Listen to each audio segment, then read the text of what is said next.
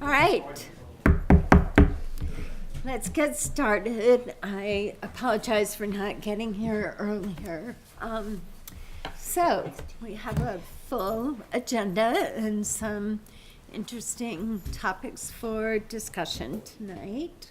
So I'll call the meeting to order at 6:38, my device says. Are there any comments from the public about items that are not on the agenda? Okay, great. So our consent agenda is just the minutes of June 21st. I'm going to ask that we pull them.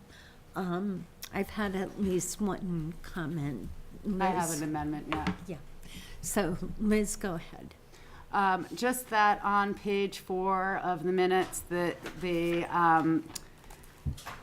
we weren't talking about funding Dan French's entire superintendent search proposal for the $2,500. It was just the portion for those community engagement events in October, so it will be far less than the $2,500, and we can only estimate what that cost will be, but it'll be, we think if we put in $1,000 for that, or even $800, we were working on that exact figure, but it'll be, for now we can do a placeholder of 1,000 instead of 2,500. Or the minutes could reflect that it's for that particular portion of the search process for the community forums. Okay. It might be good to take the dollar amount out Yeah. and just say for the public engagement portion of the search process. Yep. Okay. You Are want to give the there, wording for Kim, that under Superintendent Search Committee update, the last sentence, do you want it to say Keely and Liz will research the possibility of using research grant funding? Nellie May? I think We you can say Nellie May. May. We just don't want to specify that $2,500 amount. Fine. Because it's just for the portion for the community Or the engagement. public engagement portion of the process. Right. Do you have that, Kim? We'll say Keely and Liz will research, are we taking that part out? No. We're that's- No. using that on the possibility of using, money for the community engagement portion of the search process? Yep. Got it. Yeah. Okay. Anything else on the minutes? All right, then I'll entertain a motion that we approve the minutes of the June 21st meeting as amended. I'll make the motion. Thanks, Andre. Second. We don't second. need second. Of course I have it. Keep forgetting what rules we adopted. All right, is there any discussion? All those in favor say aye. Aye. Aye. Opposed, say nay. Well, great, thank you. So our next item is a presentation from the Rec Governance Study Committee. I'd like to welcome the PC board to the meeting to hear the report along with us. This agenda item is for information purposes only. I do think it will be helpful to the committee to hear any feedback you have for them. Okay? All right. So, Jason, are you? Up here? That's probably a good idea.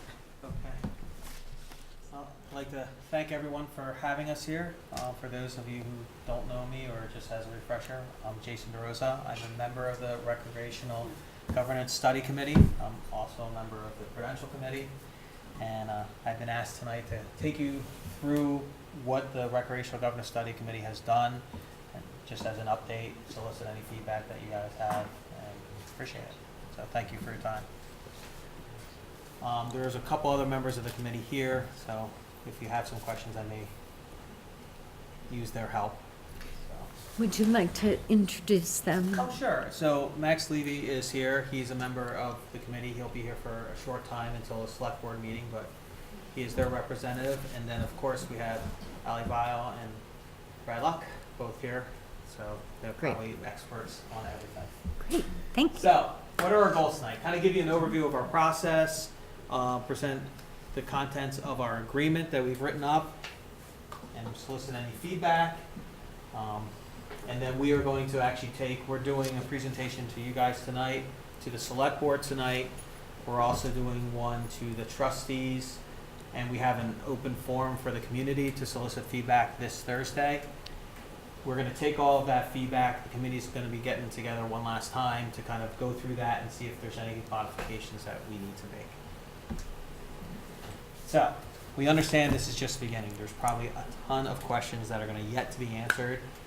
We have 4 months until the plan vote, which is in December. So there's gonna be a lot of information that we're still gonna work on once we have this, at least the shell of this agreement done before the vote, to keep informing the public of, and everybody, what is happening. The first step was in just developing this agreement. We spent a lot of our time looking at what type of agreement we wanted to form, meaning governance options, whether we had the EJRP separate, we did something combined. We've came here in the past and kind of talked to you about where we were leading. The final solution was to form this municipal union district, and that's where we walked the agreement, which is the overreaching framework. So our next body of work will be on the operational details. So, kind of a little bit for those who don't know about the two different recreation departments that we're trying to combine into this municipal district. You have the Essex Parks and Rec, which is today operated by the town of Essex. They have about a 1.36 million operating budget, which only 728K of that is actually from tax support. They have 4 full-time engineers. They operate over 18 parks and facilities. Then we have the EJRP, which is operated by the Essex Junction School District under the Prudential Committee. They have a $2.24 million operating budget, a capital budget 109K, and then 745K is from tax support, which is a separate line item in the budget. There's 12 full-time employees, and they operate 3 parks. And feel free to stop me anytime if there's any questions. So, who was the Recreational Governance Study Committee? We had a lot of board representation, right? So we had a member of the select board, and Max Levy. We had Lori Houghton from the village trustees. From the Prudential Committee, both Michael Smith and myself were a member of this committee. Then we also had representation from the community at large. So, and how we did that is because of the two different groups, we had members of the village, and then we also had members of the town who were outside the village, right? Since the village is in the town, we wanted to have that distinction. So, Erica Baldessaro, Betsy Bilodeau, Raj Kala, Teresa Fletcher, Kim Mayberger, and Christine Packard were all of the members who worked on this. We also, I would be remiss to not mention, I can't think of his name, the other member of the select board. Andy Watts. Thank you. Andy Watts, who also was very vocal and a big participant, who was also a member of the select board. He was the alternate for when Max wasn't there. So, kind of go back how we got here. Back in November, as you're all well aware, right, the community voted to consolidate the school districts. So, because of that, there was an outstanding issue of what happens to the EJRP. In February of 2016, the select board and the trustees agreed to form a joint municipal survey committee to study recreation. In March of 2016, the committee was identified and began to meet in April of this year. Our goals of the committee was to maintain or enhance the existing quality, explore all the different avenues, engage the community, affordability in mind, fiscally responsible, and to arrive at some kind of a consensus of the new direction by June of this past June. So, how did we do it? We had 12 meetings in that time frame. We made an informational video. We had a lot of info on the web. We tried to get it out as much as we could into community after every meeting, using Facebook. We had 2 different rec departments' websites, emails, trying to solicit feedback through a community survey. And we actually looked at 7 different governance options.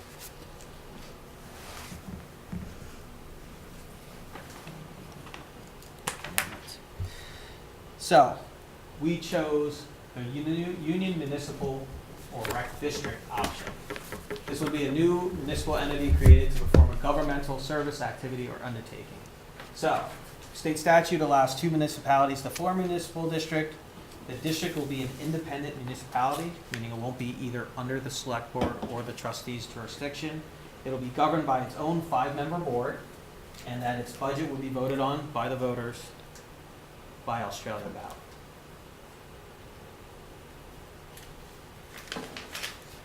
So, why did we pick this option? Well, we wanted to unite everything under one umbrella.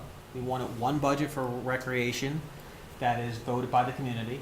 We also wanted to keep the budget independent from underneath either any other town government. We felt this would also increase transparency as to where the money's going. It's all within recreation. It will allow greater oversight because there will be a board dedicated to just recreation. We'd have kind of an equal starting ground, and we felt like this was going to happen with community involvement. We wanted to eliminate redundancies. You have 2 departments coming to one. There's going to be some redundancies that in the future we could eliminate. It gives us the potential for cost savings.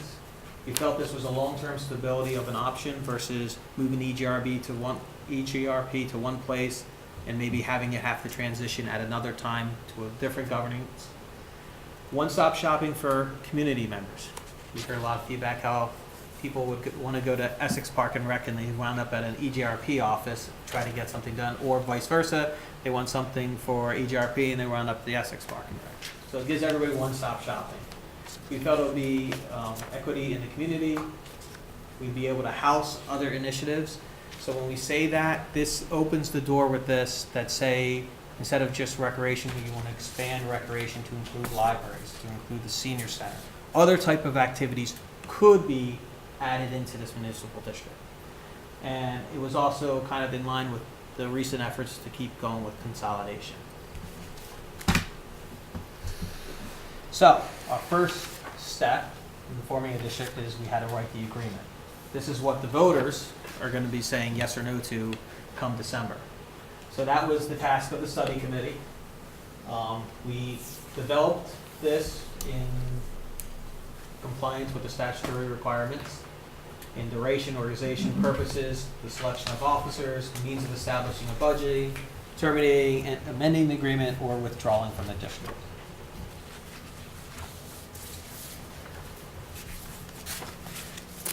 It gets its own page because it's just the name that was settled on, and let me tell you, it was a lot of debate as to what name. We know how that goes. And we were going for short. I will tell you, we were going for short. We didn't, but we went with Essex Community Parks and Recreation. Just get the Google site now. Define what community is. Define what community is. That is, well, I'll give you my version of what I felt community is. This is all the members of both the Essex Town and Essex Junction Village. So community The town and the everybody. village. Town and Okay, village. thank you. This is combining the town and the village right now. Okay, thanks. Any other questions? Ally, did you have a comment? No. Okay. All right, so the purpose, provide diverse year-round, high-quality, and affordable recreational opportunities for all age groups.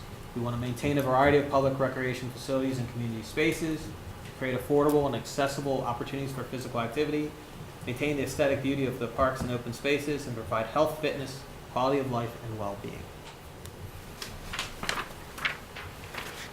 So the composition of the board is going to be a board of directors consisting of 5 members. They'll serve 3-year terms, all staggered. Kind of same as what I think all these other boards are. You file a petition with signatures from 30 voters to be on the ballot, and the folks must reside in Essex. So the selection of directors. The initial board we would have, because we understand this is 2 rec departments coming together, the initial makeup of the board is going to be different than what the final after we voted. To make sure we had good oversight, we're going to have 1 member of the select board would be appointed to the initial board for 2 years, 1 member by the trustees appointed for a 2-year term. And then elected by all would be the members of the village itself would elect a 3-year term, and one member from the town outside the village would be elected to a 3-year term, and then we'd have a 1-year term, which would be an open election to anyone within the town. Once we did that, when those appointments came due again, it would all be elected by all, so all members would be at large. It's similar to the makeup of the Essex Select Board, if I have that right, that it's all at large, and that, you know, next time we would vote for a member 2018, 2 members in 2019, 2 in 2020, and that would just keep going from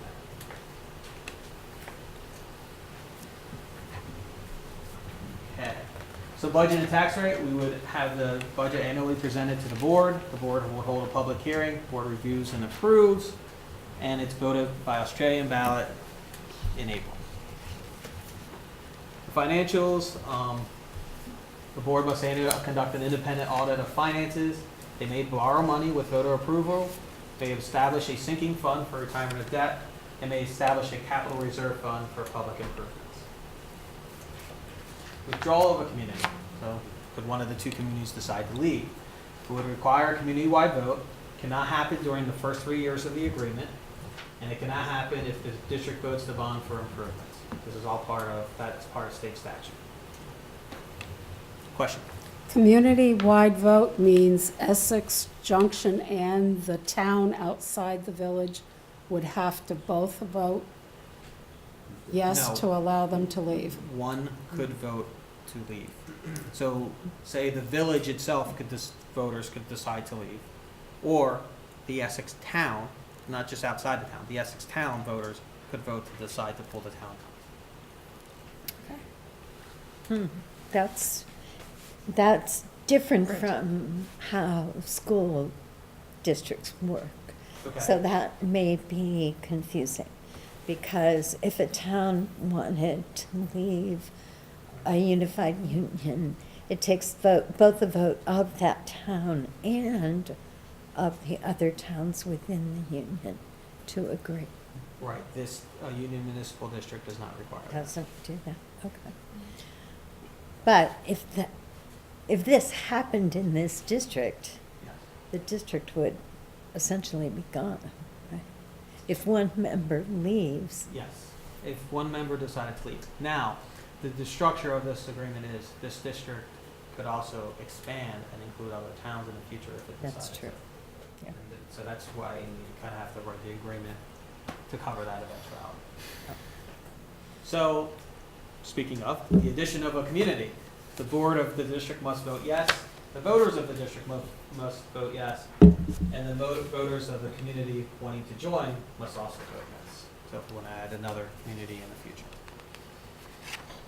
Dissolution of the district in the first 3 years, it has to be approved by the select board, trustees, and the district board. And then it has to be approved by voters of the district at a special meeting. For year 4 and beyond, it's a vote by the board of the district, and then a majority of voters of the district at a special meeting. So this is how we dissolution. To amend the district agreement, petitioned by 5% of the voters, or an affirmative vote by the board, and then, in addition, then the majority of voters at a special meeting would have to approve any amendments. So developing a charter. So the plan for the new board that would get elected to develop the charter for the district. The charter will have to be adopted by the board, voters of the district, and the legislator, and that would further protect the district in the event of a merger, more easily allow the district to bond for debt, and make amendments more challenging to accomplish. Community support. This is from all the meetings we've had previously, what kind of support we've had in the community to date. So, you guys had a resolution commitment to the spirit of cooperation that was approved 8-1. The CCSU superintendent stands ready to support. The municipal manager stands ready to support. The Prudential Committee is prepared to continue pre-K at Park Street School, was approved 5-0. PC supports forming Union Municipal District, was approved 5-0. The trustees support creation of a Union Municipal District, that was 5-0. And Select Board supports concept of Union Municipal District pending further details, which was approved 4-1. Just like what you read in the report, right? So, some important dates. October 8th, 2016 is when petitions are available for candidates for the Rec District Board. November 7th, those petitions are due. In November of 2016, the Select Board's on the 7th, trustees on the 8th, will warn a special meeting. Absentee ballots are available on November 23rd. December 13th, the agreement is submitted to voters in election of a Rec District Board. January 2017, pending this is approved, the Rec District Board takes seats and begins holding meetings. April 11th of 2017 would be the Rec District budget vote, and July 1st of 2017 is when the new Rec District would commence. So, our next steps. We have a public hearing at 6:30 in the Essex Middle School at 60 Founders Road on the agreement. On the 10th, the Recreational Governance Study Committee reviews any feedback we've gotten from meetings like this, and there's, like I said, ones with the Select Board and the trustees. We'll consider any changes to the agreement and adopts a final agreement. Between August and December would be when we try to get more information out to the community, public forums, and December 13th is when the vote will happen in the community to whether or not to join. Each community must vote yes by majority, and the village voters may vote on question for village and for the town, as they're a member of both. So, thank you in advance for your time today. I'd be happy to have any feedback, questions, or anything you may have. Like I said, if I can't answer it, I'm sure Ally or Brad can. Yes? Question for you. Pat Scheidel is retiring as of what date? What? As of what date do you officially retire? Forbidden. No? Whenever my wife says I have to be home, or June 30th of 2018, whichever comes first. Okay, so that's why we need to make this happen now, why we still have Pat Scheidel here. Yes, okay. Say so. Well, Marla, I'll stay as long as you want me to stay. Oh, you can stay, you can stay forever. Other questions? Have you begun to look at, right now, the village rec department gets its administrative support, it purchases it basically from the CCSU. Correct.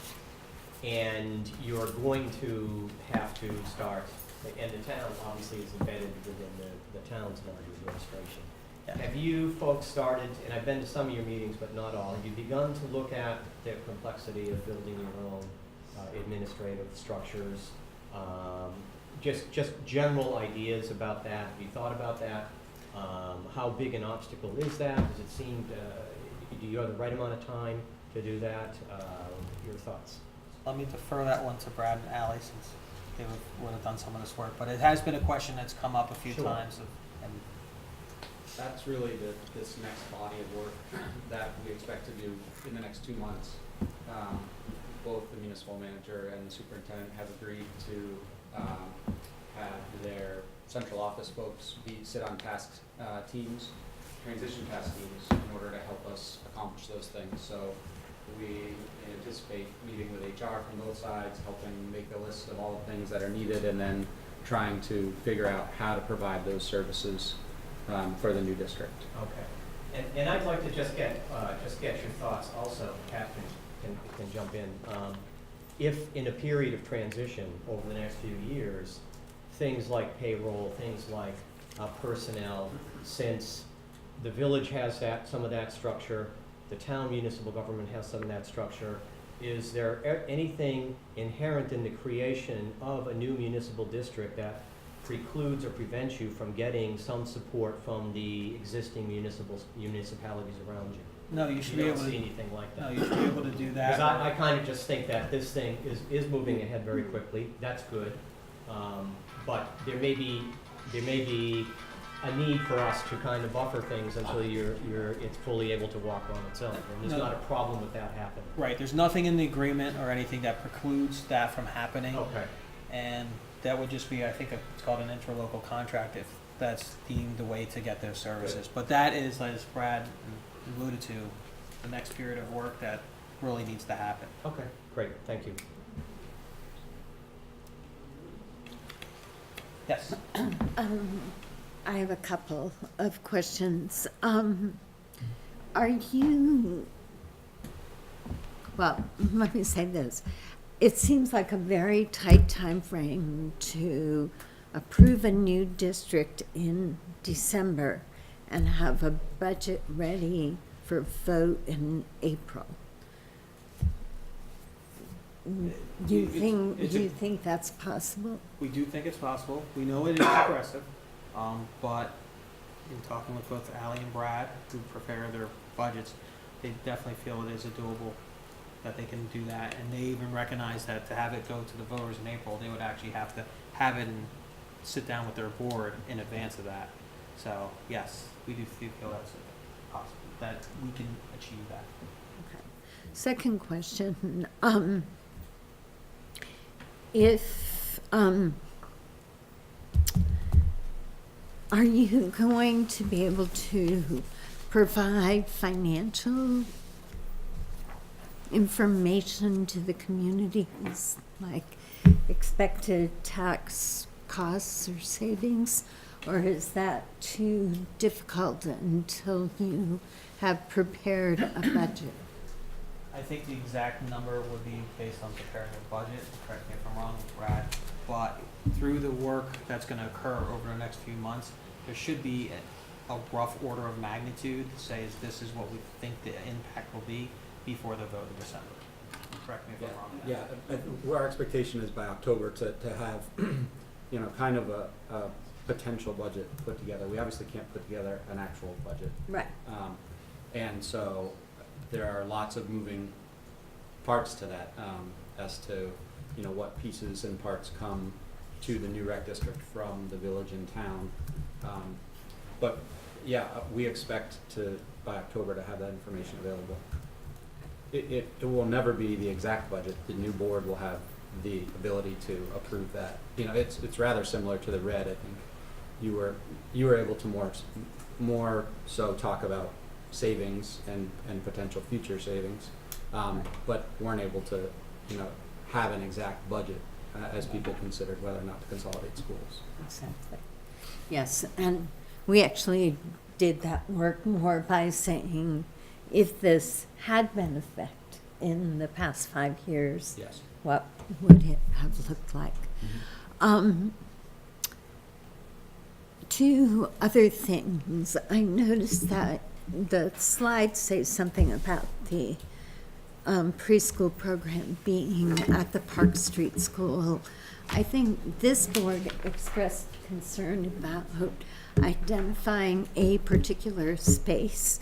We were very interested in making a space available, but I think we were concerned about identifying a specific space, not knowing what the future might look like. Right, so part of that is because as the Prudential Committee may enter into another agreement that then would be adopted by this board with that space because of the relationship that's already there for the preschool, and that the improvements that have been done to that school by the EGRP for the purposes of the preschool.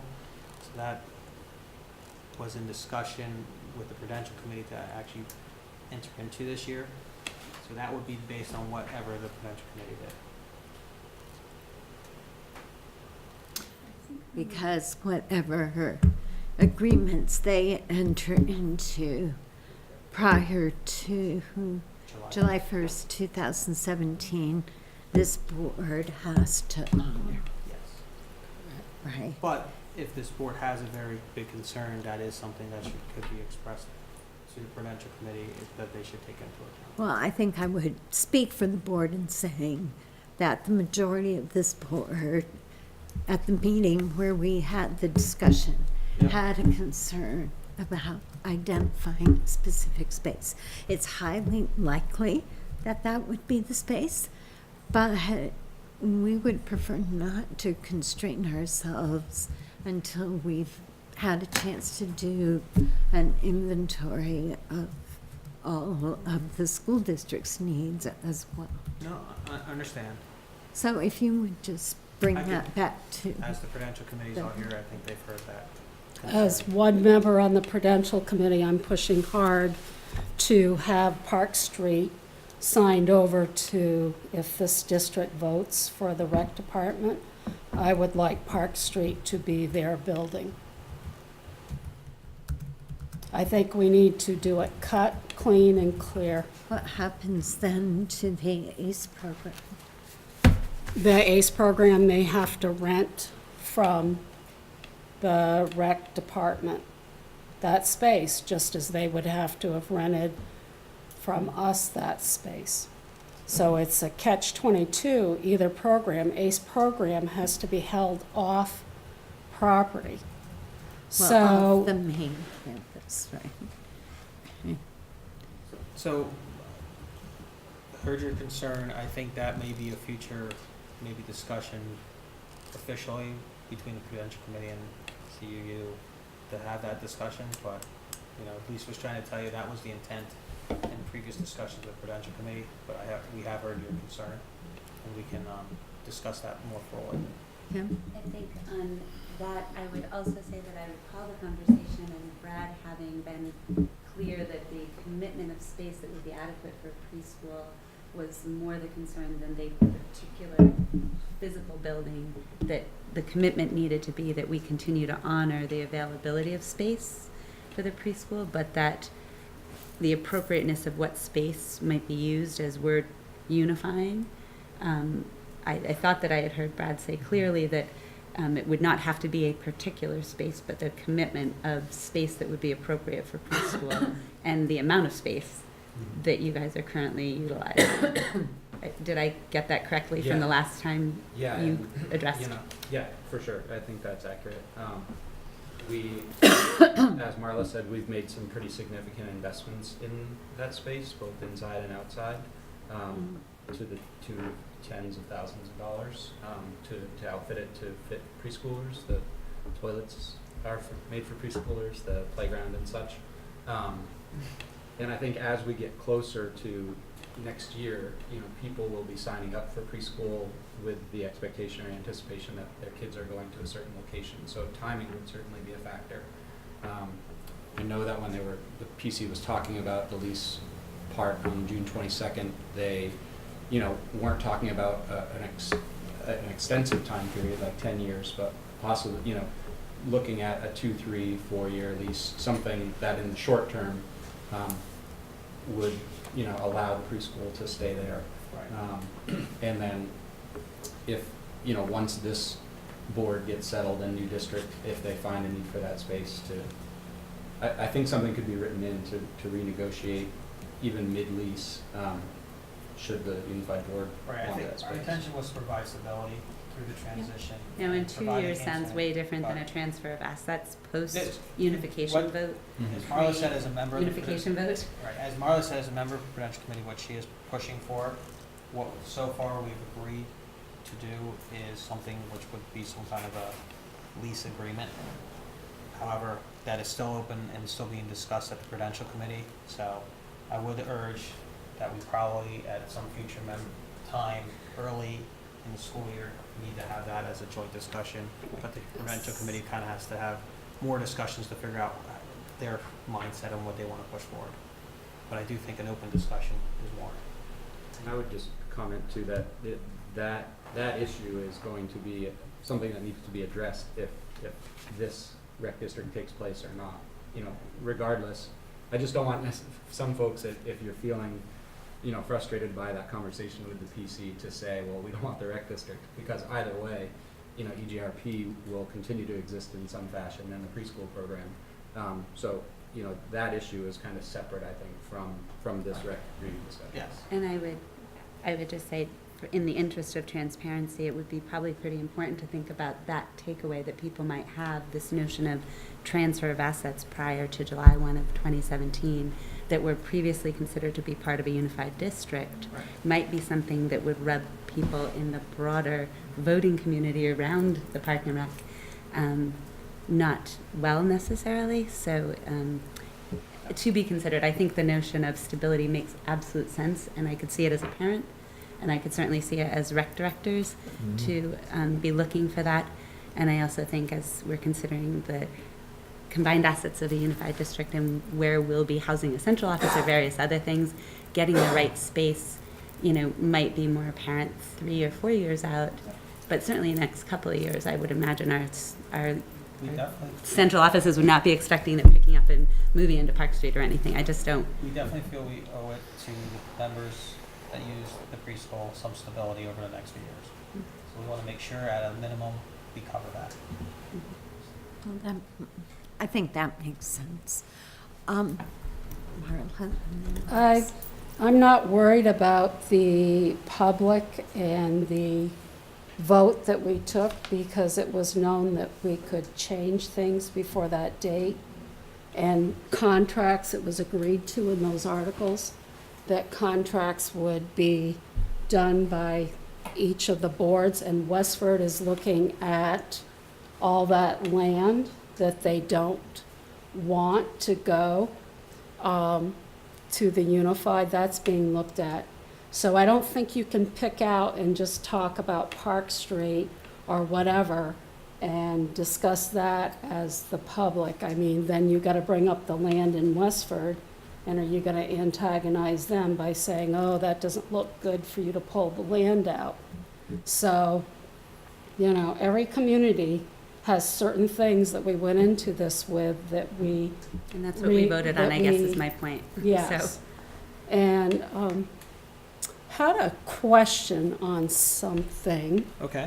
When I was Well, reading, If Liz had a Oh, comment about this subject, I'd like to. It's okay, go finish ahead. this Oh, you want, subject. well, okay, so I just had comments, not questions, really, and it's based on a couple of things. One is that we know the general election vote is in November, and the turnout might be really low in December, and that the success of this endeavor will be how much the community gets involved and how engaged the community is. And this is my spiel, but one of the things that the Red Study Committee did so well, I think, is having that dedicated website that took a tremendous amount of work from the people on that committee who were dedicated to answering every single question that was raised and posting it so that there are going to be many, many questions. There already are many, many questions. And I think that this is, that part needs to be done really, it takes a ton of time to do what the Red Study did to answer all of those questions and to admit the ones that you don't know. So I would recommend doing a similar thing. So a dedicated website worked really well for the Red Study for questions and for answers to be posted, so people can see that they asked the question and that the question was answered. The other thing I think, so that worked really well, was the forums that took place in the same forum many times. I think we did them, 4 times, 5 times? 6 times? 3, Um, 2 in each two different times in community. each. 2 And times per And it was the community. same presentation each time, and then the question and answer period was handled in such a way that people could submit their questions in writing. And all of those questions that were submitted in writing were answered on the website by the committee. So I would just want to comment on that all of the tools that we have in our kit to keep the public informed and to do the best we can to encourage that turnout in December. After November will be a good turnout this year, likely. That's the trick, and I think that's all. I think that part needs to be done really well and I know it's doable. Just a second. Marla, you had something else to raise. just had a comment from something I read in the Essex Reporter this last week. Okay. It looks like you had a select board member that felt there wasn't going to be enough oversight. And when I'm looking through the presentation, I feel you're going to have greater oversight with having your own separate board, because whether it was under municipal or the Prudential Committee, I just know from being on the Prudential Committee and being on the Rec Advisory Committee, the Rec Advisory Committee worked hand in hand and did a lot of the decisions before it went to the Prudential Committee, because they could focus on it. So I just want to make sure that when you do your questions and answers, that I think there's greater oversight personally. So I can't speak I- for what somebody else has written Right. for their editorial, but I can tell you, we have spent a lot of time about governance, and we are very concerned about the governance, very concerned about the representation initially and in the future. So I'm hoping through education that we can talk about that and hopefully answer any outstanding questions there are about governance, but we do feel we have a structure that will have very good governance. Okay, I've got Al, Mark, Kim, and then Diane. So Al, you're first. Just a couple of comments. I've, from Essex Town, full disclosure, transparency. One of my overriding concerns over the years has been in the area of early education and poverty, especially with younger children. And in looking at the services that are being offered, I think they fall in line with those critical areas for my way of thinking. Now, granted, there are a lot of services offered. And there was an excellent write-up in the Prudential Committee annual report by, now leaving Brad, that discussed the full range of those services Right. and some of the costs and the rates of increase that you're currently seeing. So when I look at it in terms of just a broad brush of IT, finance, HR services, there's daycare, summer camps, bus services, 2 buses now, or about to be 2 buses. Pre-K education, free breakfast and lunch, over 20,000 free meals served. That's a lot. That's a lot of services. And even though the budget is at 2.35, it looks to be increasing at a rate of 8+% per year at the current rate. At the current rate. Some expenses are higher, some are lower. We see it in the budgets all the time, but there's a trend towards increases. So when I look at that, I think I got 2 concerns. One is the cost seems to be rising at a fairly rapid rate. You know, I see it in my health bill too. And that is pretty significant. So the $300 cost that's been tossed around for taxpayers could be considerably more in the next 5 years if services are continued to be expanded and that 8% continues. The second concern has to do with access. We've got 10,000 people roughly in the town. I drive by Park Street, or not Park Street, but Maple. I mean, it's packed. It's packed. So it's a cost versus capacity to absorb additional services by the folks that are paying taxes as well. We're outside of that. Right. But assuming, I think you're assuming is those services will be duplicated in the town? Well, there's some of those services, like the town has pools and parks as well. Town has more parks. That we are under no assumption that we do this, everybody from the town is gonna go to Maple Street Park.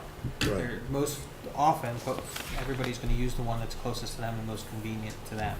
So what we're trying to do is give equal access to all for members of the village or town. As one community, they have access to everything. What would be the process to ensure that equity? It will be open. So Open, it will be open, so anybody from the town could use Maple Street Park. Anybody from the village, which they can today, could go up to Sand Hill Park. I mean, there's nothing that we're gonna say a restriction. Now, on getting into any of the pools, right, there's a capacity limit that gets monitored right, as it is. right. And even today, if I'm not a member of the village, I could still go to Maple Street Park. I just, and I would count towards the capacity of that park as it is today. So I don't think we're gonna find that we have a whole bunch of new folks trying to hit one park or the other, but I think they will all have the same, we'll call it today, village rate or town rate. On the part Will it- about the, Will there be one rate for all? there'll be one for all, yes. Can I speak to the first part of your question? I'm sorry, I missed a little chunk, but it sounds like you're talking about the EJRP budget, the 2.36 million. So since 2006, EJRP the budget's been built on a level tax rate. So the 8% increases that you're talking about are actually, you're pretty accurate.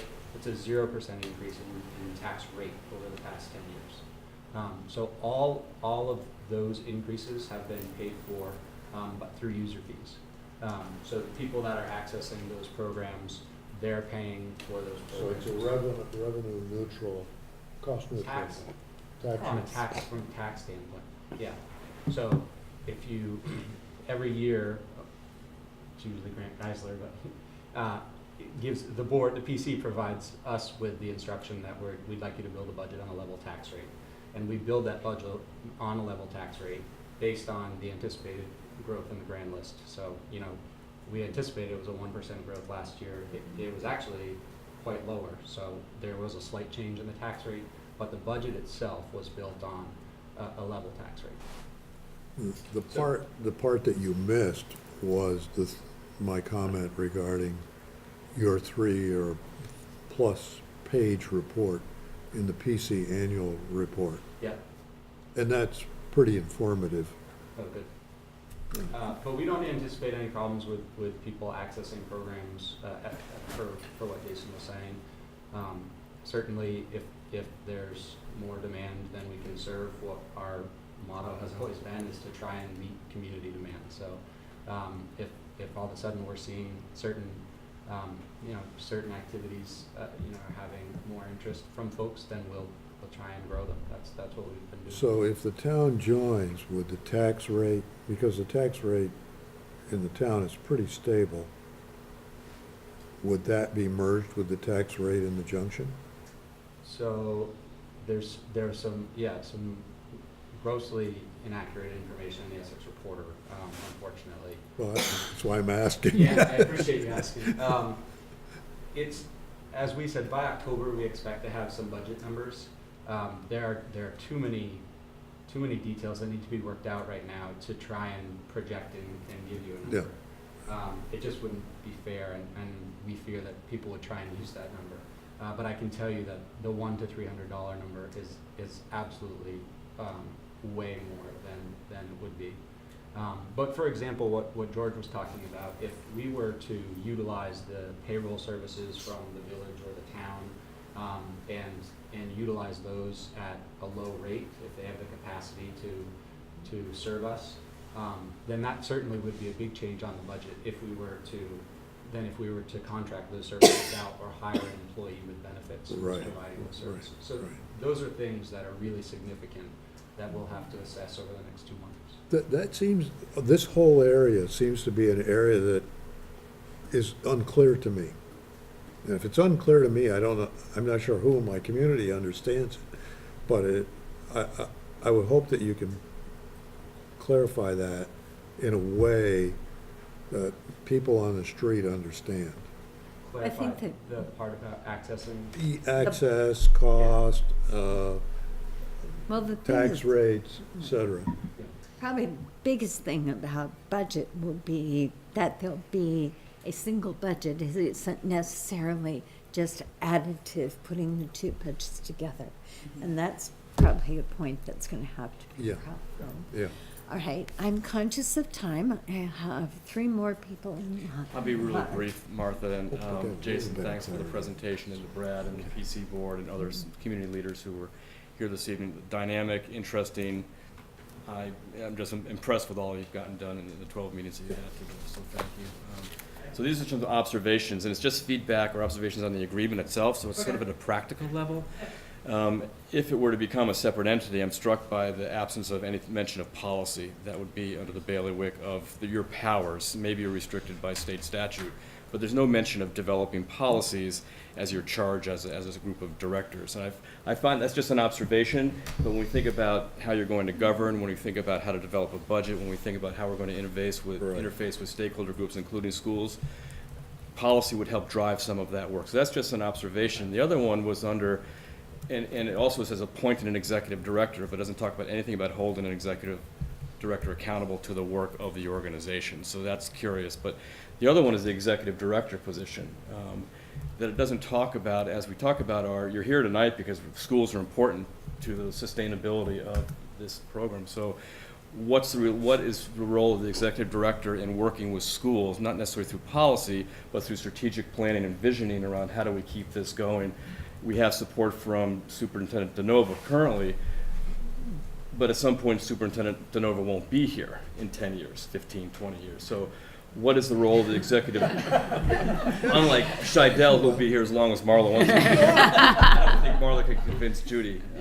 But the point is, that agreement's a really important document, but I think there could be some more thought can go into the executive director's position in terms of his or her relationship with schools in particular.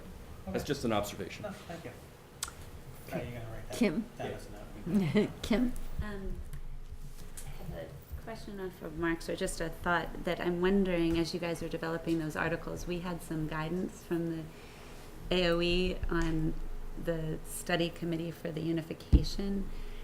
Did you guys model from something that exists, or, okay, so those questions might have existed in a previous document and not just be absent in this, but knowing that that might be something that provides some clarity for people in these two communities who are used to things being way different. Yeah. I would sort of echo that would be something that would be providing people some clarity around what it would look like if we did something as different as this. So. There's state statute that's very specific about what needs to go into the agreement, and then there's precedents of all sorts of these agreements being formed over the past, 100 years, that they used to be a 2-page agreement, right, and now they're a 14-page agreement, and each time they've added to them. Yeah. But there are other rec examples that have union municipal districts, but also things like the Champlain Water District is a union municipal district. The Chittenden Solid Waste is a union municipal district. So they certainly have existed, and we worked with a lawyer, sat with us through all 3 work sessions. Each one was 3 hours, where we developed this content. And he really came in with kind of a draft that we kind of filled in the blank and tailored to our community. And maybe these other things are more like addendum, where they clarify things, but they are part of the official document. And that was, I think, somewhat helpful to have that all in one place from the unified articles, because we had several addendums that were more narrative, I think, like the superintendent's reflection on things that, could be improved by unification. And that existed as an addendum, I think, I'm pretty sure. So can I just clarify what you're saying, add something with the executive director's role with schools? It was just an observation. We're here tonight because of the importance of working with schools, but there's no mention in the agreements anything about schools. So it probably falls within either a policy statement or on the executive director's responsibilities, Brad. That was just an observation. Or maybe it's an addendum. Yeah. Because Could be. I think this seems to be very legal, what's required by law. I was struck by But that. I think there's some other pieces that are, as Kim is saying, and Mark, more important to the community. That this stuff, reading that agreement's pretty dry. I think I use people the are word gonna. dynamic. That's a Well, you and I have different definitions. My real question, though, was actually, I think, poorly timed, because I'm not sure, maybe Brad, you can help with this. My question was with respect to, Martha had mentioned the notion of the budget and the timeline from the vote, and I think Liz had mentioned the concern of, I know you guys can't pull it off for the beginning of November, and then is there time enough to pull off a budget? The question I had was, if the town rec, if this were not to pass in the town rec, will the town be able to create their budget in a plan A, plan B, so they've got rec in it and rec out of it? And is that something I'm assuming that the folks have considered? I'm really glad you asked. The timing of the vote, we had always operated the group that it would happen in November, and we were psyched. It was going to be with the federal election, the presidential election year. We're going to get great voter turnout. And we always operated under that thought. And we went finally to the town clerk to talk details. And both she and the Secretary of State's office confirmed that we could not hold a local and federal election at the same time.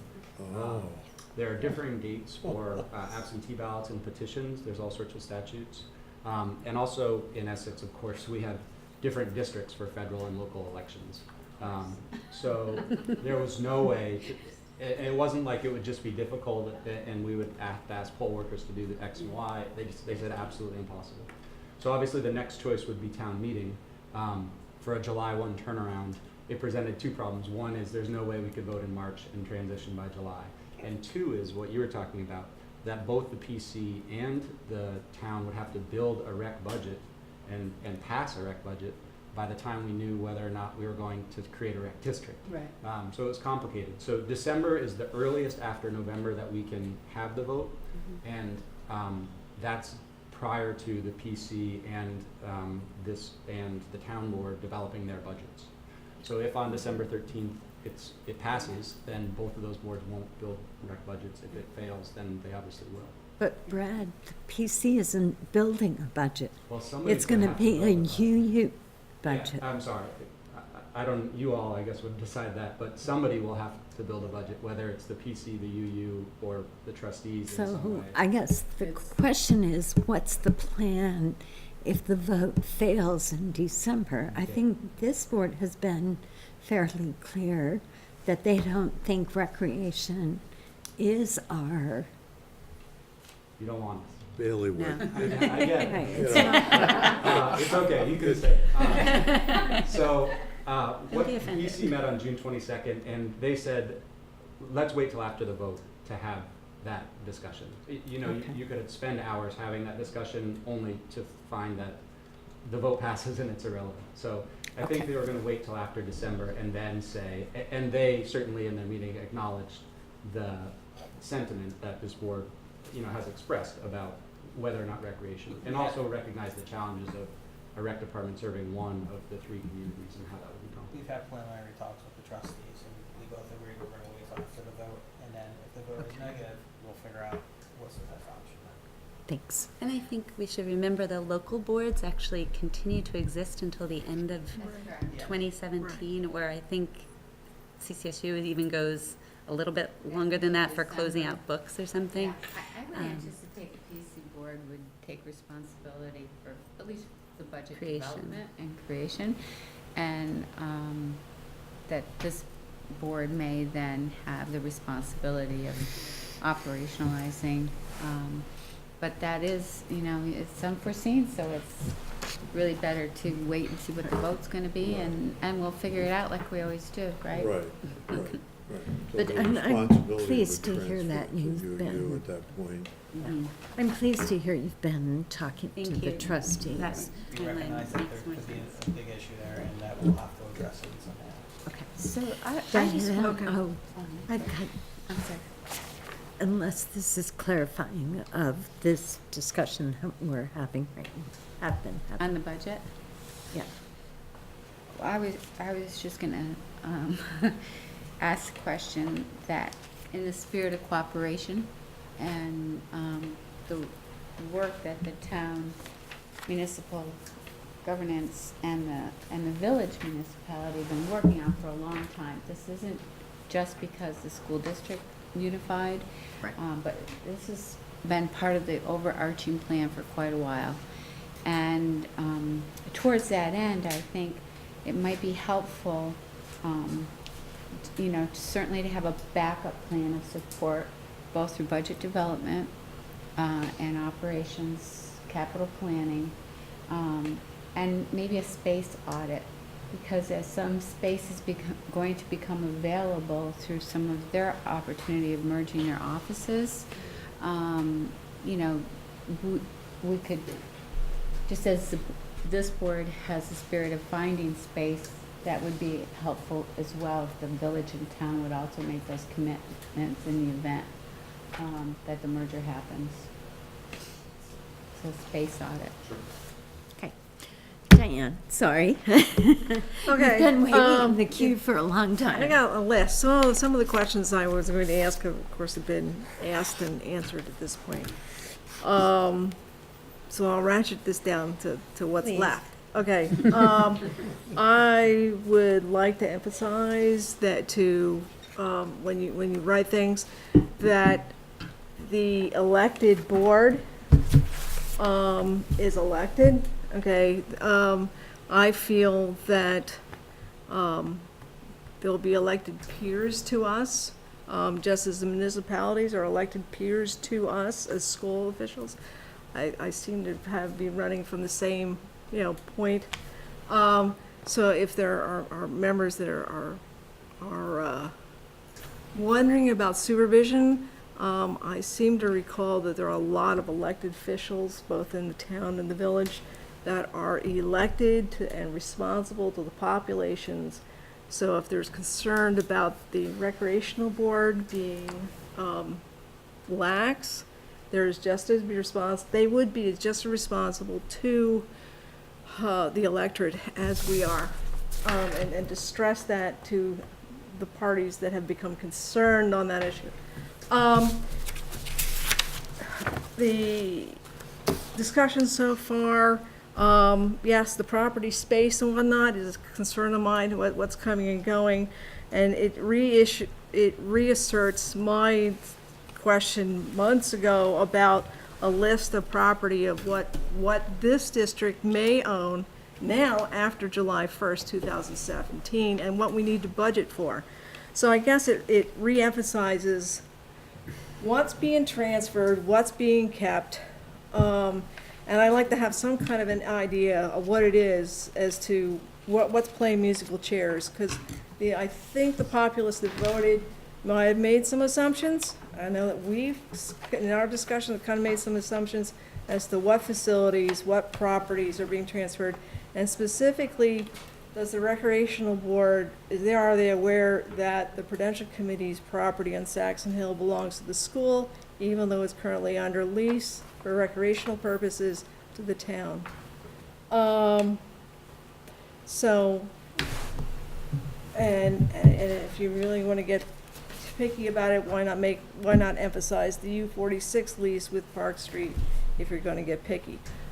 I guess I have all kinds of questions about, what this musical chairs that we're playing with properties, what's going with where, and this just raises that issue as to what. And I, quite frankly, if I had a constituent ask me, I'd have to point him to the superintendents and say, you tell me, because I don't know at this point. It sounds like it really depends on what happens in July 1st, 2017 as to what, and how do I budget for that? I'm confused. So if I'm confused, I'm not feeling comfy with that. And this just stresses that piece. But I do wish that the Essex Community Recreation Department finally becomes park and recreation and parks. Because that was a vision we had 25 years ago, and I still think it should go. Good luck, please. Okay. Any last questions? I would like to wrap, questions or comments? I would like to wrap this up. I would just say, I wanted to say, so Liz, we had Keely Shell at one of our first meetings, and we're stealing everything from the Red. So it was, they met from March to August of 2015. We met April to August of 2016. They had 13 meetings. We had 12 meetings. They developed articles of agreement. We developed an agreement. They're submitting unification to the voters in November. We're submitting voters, So it really, obviously the big difference is the time from the vote to unification. But the public forums, the outreach, the stuff in the reporter, front porch forums, we're planning on stealing it all. So thank you for leading us down that path. Yeah, steal it. With you, please. Okay, great. Thank you. Thank you, Brad. Thank you, Jason. And thanks Thank you very much to for the work Good of luck. your Thanks, committee. guys. If you give me a second, I gotta go adjourn the Prudential Committee. Okay. So, Thank you. could you pull up the testing charges? Life's a little busy for you these days.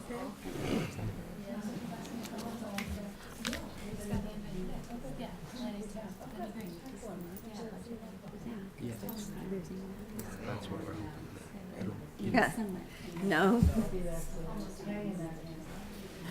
Judy, is it possible to pull up the task team charges? I don't know where this document came from. Is this part of the package? No, he's right there. Yeah, it was in the board package. It was, but I'm not sure if that's what I'm looking at. No, it was a separate email, wasn't it? Separate email, Yeah. task team charges. Oh, that's right, you're Yeah. right. Yeah. Yeah, they weren't ready. There's still real tax. Well, I would imagine there should be some reduction in municipal town Thanks. Good luck. to lose the entire department. Okay, while they're trying to pull it up, and in the interest of continuing to move forward, Clearly. So Kim and I worked on some draft charges for the task teams, which was a direction that came out of the last meeting. I've gotten some feedback from several board members, so I'd like to spend a couple minutes tonight talking about that feedback. And then these would be up for action at our meeting on the 16th, okay? So you're not being asked to act on them tonight. So Judy, do you think you're going to be able to pull them up? Working on it. Okay, well, I'm going to go ahead and start. Hopefully you have it in front of you, either in writing or on your device. So in the policy task team charge, I've had a couple of suggestions for change. One is in the second line. It would say, instead of these policies should include, it will say these policies will include state and federal mandated policies, okay? And then in the next line, continuing, it says mandated policies as well as other, it should say others. Judy, it's in a separate email.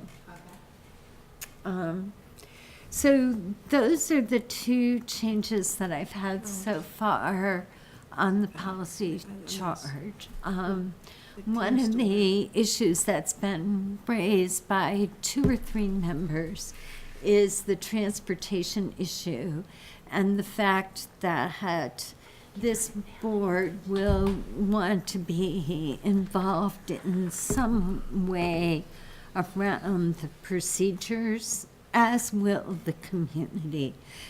But I feel like that's an exception, so I didn't want to include it in the broad overarching charge to the committee. But I think people do understand that transportation is going to be different. Thank you. Okay.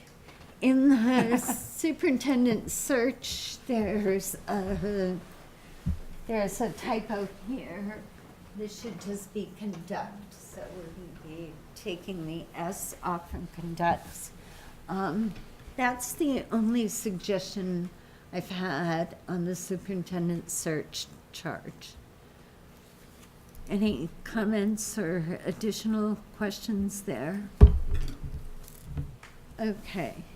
In the communications, I'm going to suggest that we add right here, in coordination with the administration to ensure the board website and so on. Because I think the task team is going to have to work with the administration on those pieces. Yep. Okay. Martha, in coordination? In coordination with the the administration. administration, in front of to ensure. Okay? Yep. Anything else on communications? Martha, I'm making those changes in the document right now because I had it open. And I Okay. can save it and Oh. send it back to you. I guess, Perfect. or- Thank you. That would be very helpful. Okay, and finally, in the negotiating council, I've had a suggestion to change it to negotiate a unified and sustainable contract for teachers and support staff. So adding those words.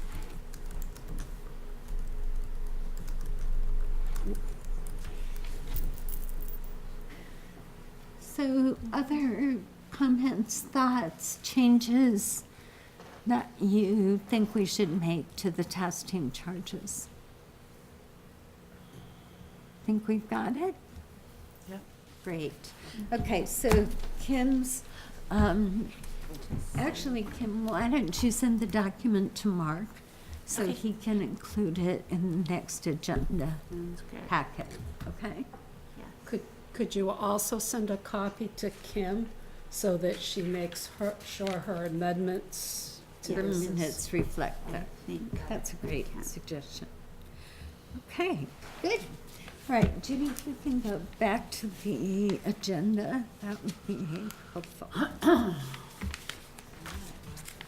Okay, so now we have some updates.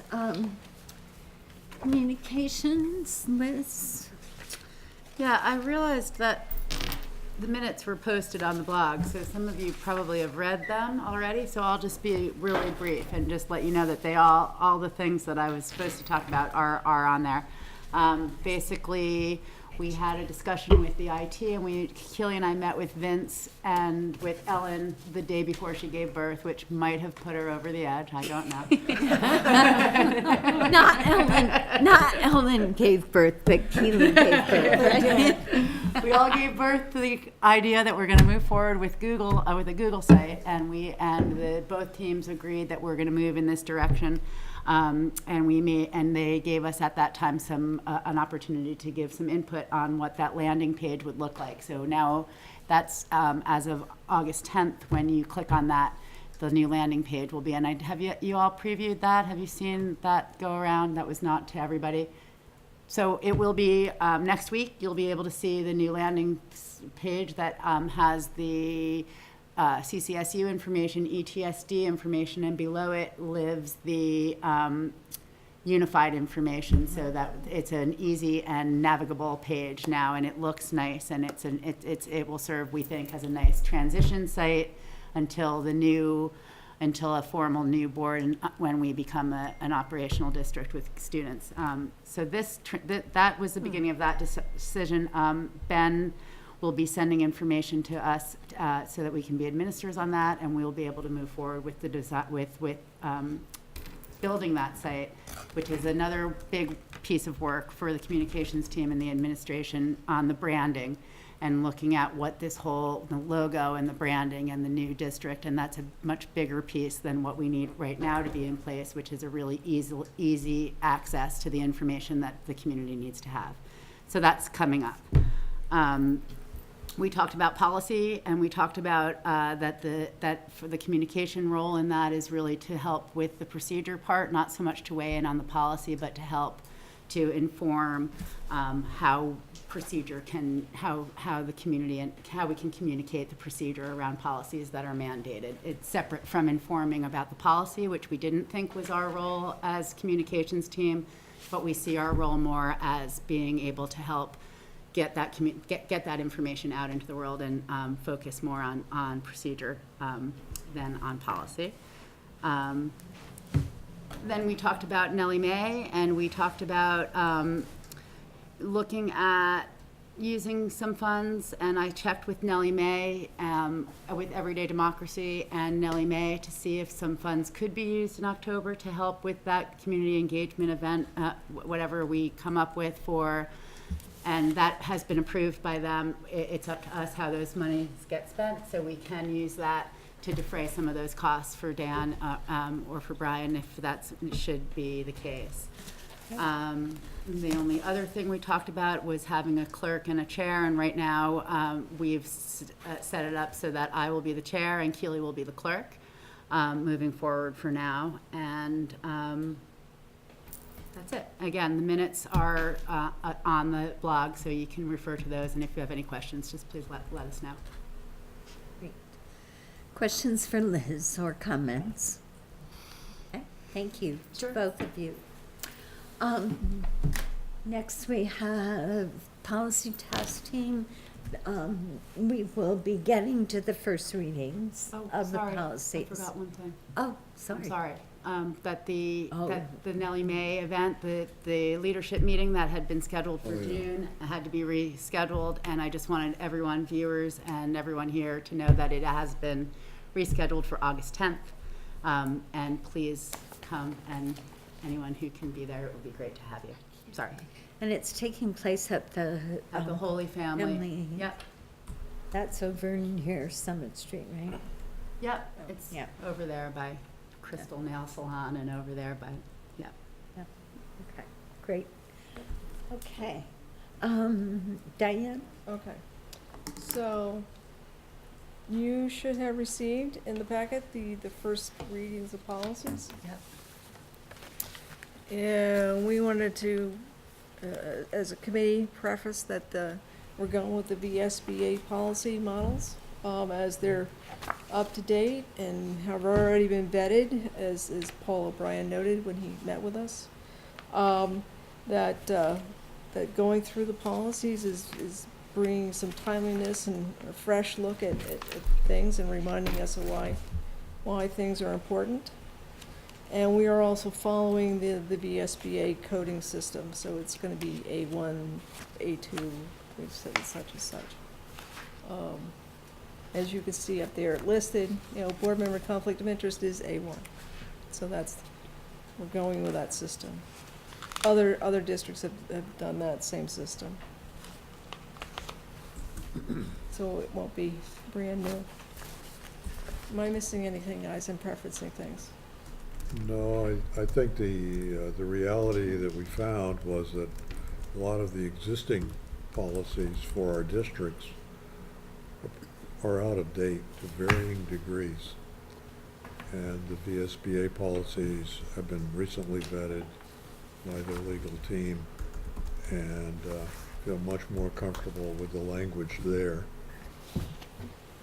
The process then would follow on with a procedure written by the administration. Then you'll be able to see those procedures, compare to the policy, determine if that meets your needs as per the schedule that was included. So you're going to be in process, in control of this process rather, and you'll be able to give feedback as needed, Okay. So, what I'd like to do is see if anybody, before we make a motion on first reading, does anybody have any questions about any of the policies? Right. I just have one, and that's around volunteers. I was surprised to see that the policy says that work-study students have to have a background check, but it doesn't seem to require that volunteers have a background check. Is that how the districts operate? Now, currently, we do at high school. We do across the district, You all volunteers. have background Mhm. checks. Well, I think state law requires it, so I was just surprised. The sentence is in the last paragraph. Well, It says the screening process shall minimally include blah, blah, blah, blah, for any person being considered for service as a work-study student. And I just didn't understand why volunteers I question mark that weren't too. included. I think work study, I'll check with Nicole, but I think it is in law that work study because they're being paid through federal dollars conceivably, that there's a requirement for a criminal reference check, and volunteers, it's highly recommended, but I don't think it's in statute that it's required. But I'll check with Nicole Mace. Do you know, thought Judy? I thought we did that because we think it's a good practice, but I don't think it's Thought it was. in law. but we can Okay. check, 'cause I But you know would it's think you not- would see it, you would see it in here, but, I remember that discussion in the legislature. do you? Okay. And I was thinking it was required, but perhaps not. I don't have to have that resolved to approve this at first reading, but I would like an answer to that question before second reading. I wonder, When you're speaking to the sex offender registry, will that also include if somebody's under some form of restraining order? No. So you could have somebody that has a restraining order and they would be allowed to work or volunteer in a school, especially if it was a restraining order Well, based on but they domestic could- assault. But they couldn't if they were violating the restraint, they couldn't legally if they were violating the I know, restraining but order. we don't capture that information through the checks. Right. But if they were to provide the restraining order to the school because it involved somebody on the property, then I would think the restraining order would take precedent, and even if they passed the sex offender background check, we wouldn't, as a district, knowingly violate. No, but we would not, if they don't It's present the. conceivable if it's not provided to the school would not know. Right, because it'd be through the No, that- offender. Right, but that would be up to the parent who has the I would think it'd be in the restraining parents' order. interest to share that Right. with the school. So let me Kim. just, I'm sorry, Oh. go ahead. Kim has that question. I was just wondering if the reason there's a differentiation, because I am looking at the language on the VSBA website, and it doesn't say that the volunteer has to be, volunteers aren't allowed to be alone with students where Right. work-study students might very well be, because they're like an employee during their time in the building. So that may be that distinction, Martha, I'm not sure. Yeah, but this policy statement says only volunteers and work-study students who have been screened and approved by the superintendent have extended unsupervised. So this seems to imply that Yeah, volunteers it might still could also have. have that. Yeah. And that's the, sometimes when they do. And Yeah. certainly, I've chaperoned a number of I know. trips where I've certainly been unsupervised Yeah. with students. I wonder if that Well, that let's language just- doesn't need to be clarified. I wonder if just procedure might need to, have its place to be clear.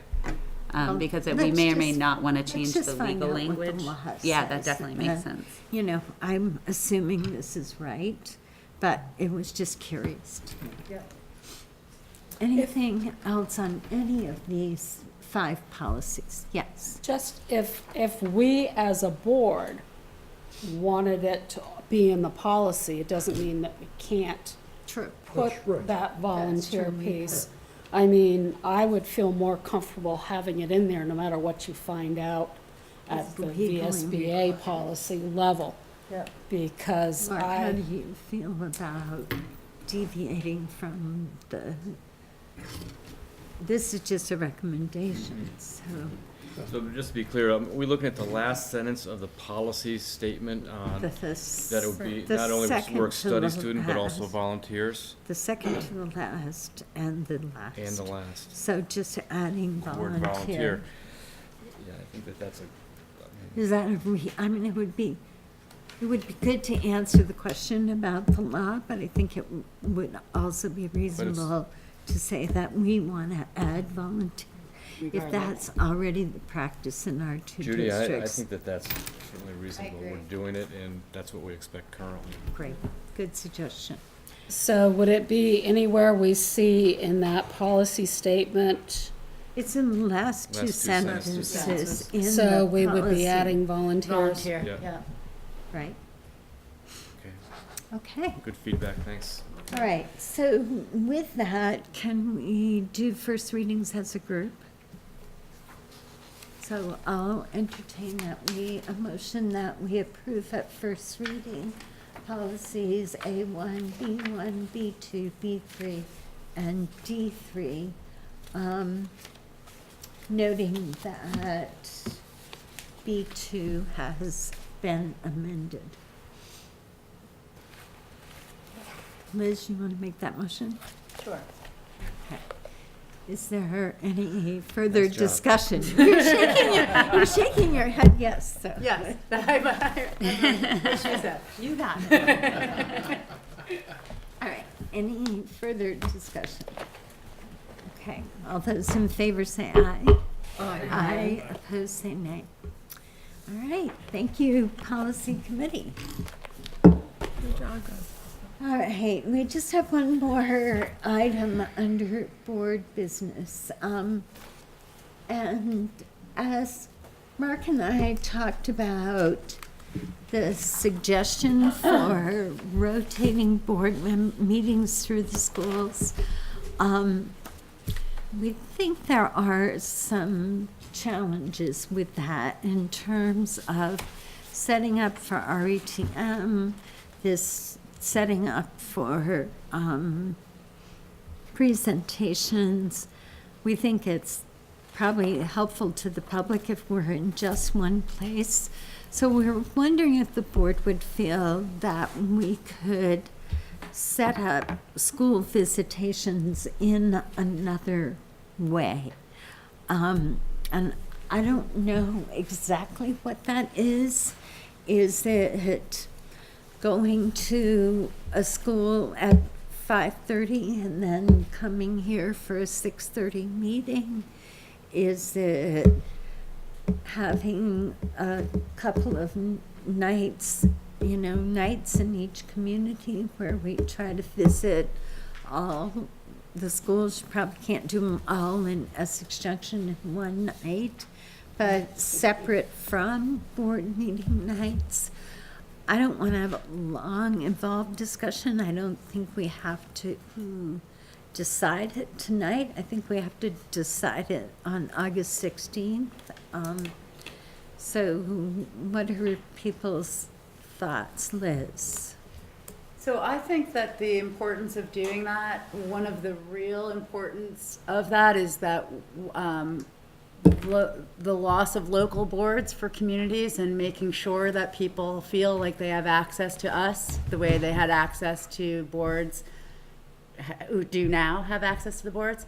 I agree with you that I think it's actually easier to keep it in one place, and then there's no where's the meeting tonight for the community. And I think I don't think that the changing, I think it's better to have it in the same place every time the board meeting and commit ourselves to finding out what the best way is to make sure that communities are feeling like they have access to us as a board. And that might be a parent liaison, somebody who takes on that role in each school that comes to our meetings, or we don't need to discuss it right now, but I have in my mind some ideas of what that could look like to make sure that, to me, that's the important piece, that the communities feel like they have access to us as a board, and I'd be happy to write some ideas and share with the board, not right now, what that could look like, if you'd be interested in that. That's great.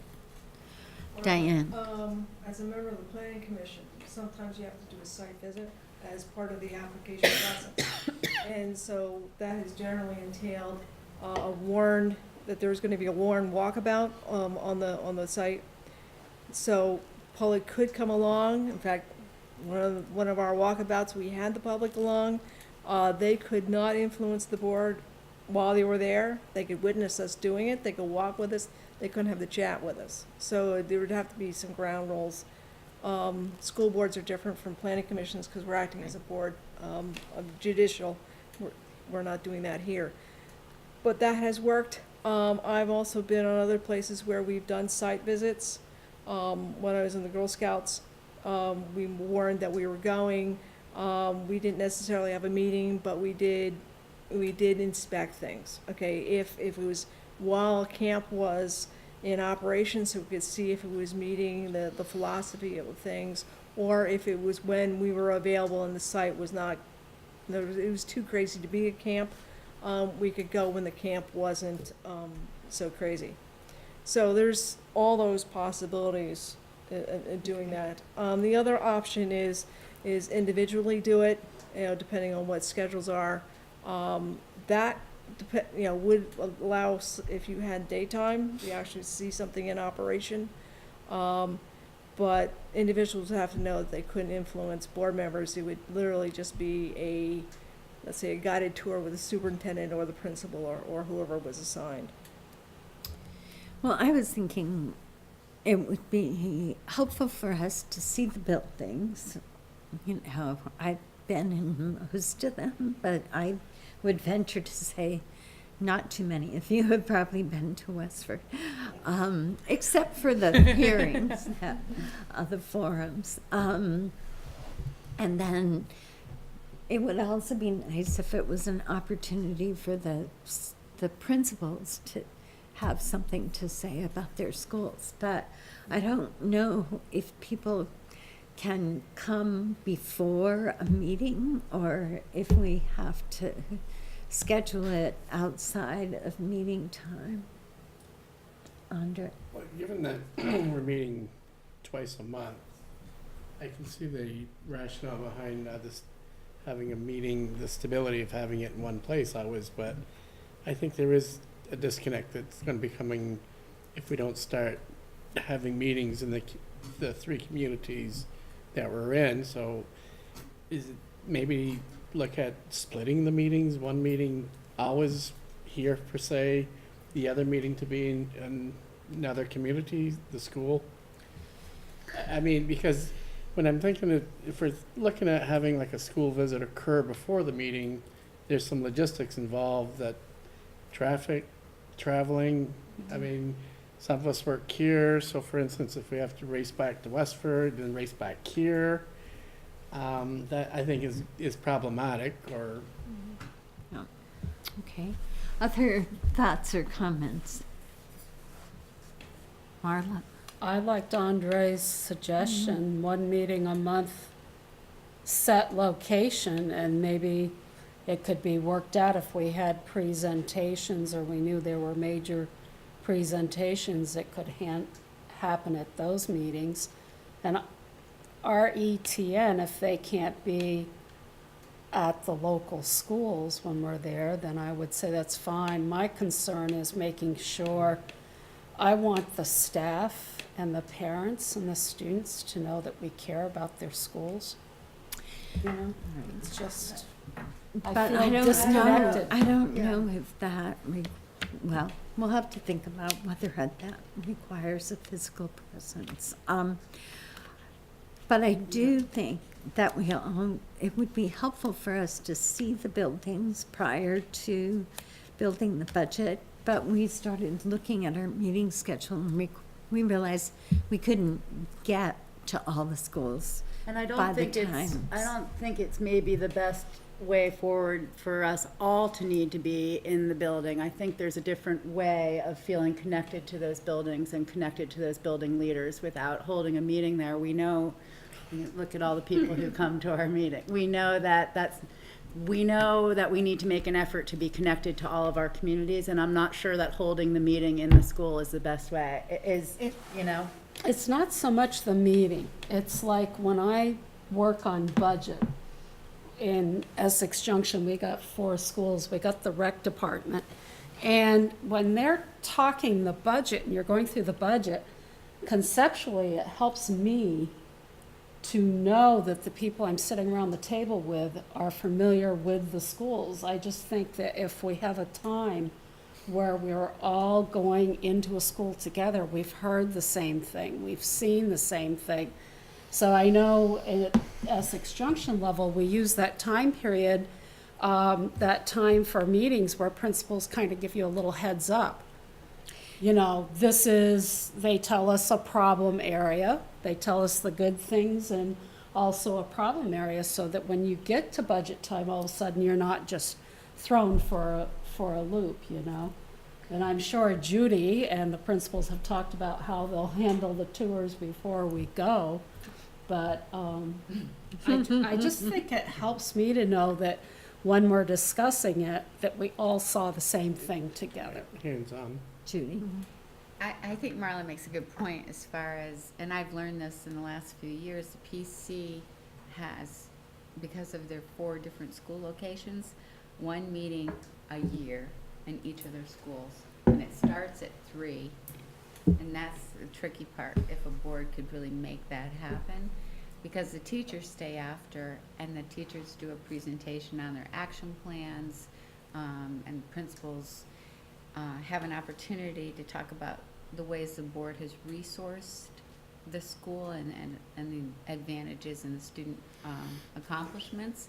So there is something to that. And yet, on the other hand, the constant technology setup, reliability of where we are, public knowing where we are, and there's 10 different schools, so that would be a meeting, a commitment of 10 different meetings. And I don't know with your workload this year if you have that capacity. Yeah, I think that's the thing so what I could see us doing it down the road. I think this year, preparing the budget is going to be a challenge. Certainly, we're going to have principals at our meetings, I expect. But I do think it would be helpful for us to see the buildings. Well, but I just don't know how to make all those things happen. All right, I'm going to go Kim, Andre, Diane. I'm wondering, And as I said, we don't have to figure this out tonight. and I think there is a risk, particularly as we're gonna have, I think, big agendas every meeting, to not having RIT in there, because people aren't able to get out for meetings. And I think that as we're covering content and policy especially, I'd be fearful if our location prevented people from accessing our content, in whatever way is best for them.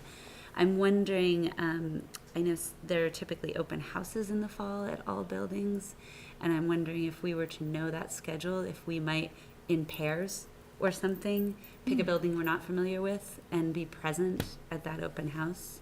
And maybe we're able to schedule, something with the principal a little bit before that and come back with a 5-minute report out or something, or not even necessary to do that, or maybe we can attend as many as we might choose. I'm trying to think of other ways that maybe are creative, that exist, that may not fulfill the piece you were talking about, Judy, and Marla's talking about, and that I can see being part of a longer term plan, but the mere fact that we couldn't possibly get 10 sites in before budget time means there would be a differential around information we have around different buildings. We couldn't figure out. And so we couldn't figure that out as we were just speaking about it in planning, so. Or you could just make an announcement, notifications that the board will be making a public visit to the school and invite the public to come. We could do like a little road trip. We can do a Saturday afternoon magic school bus that takes us around to our 10 sites. And all day. Not asking principals to come on Saturday. It sounds like a really good idea to spend our Saturday that way. And administrators are dying to come on Saturdays. Right, I know. exactly. It's hard to come. Andre. What I would suggest, rather than try to do the 10 schools, maybe pick out a central school from each community to at least to try and get a presence, rather than trying to do the 10. Or an alternative to that might be some sort of a virtual tour.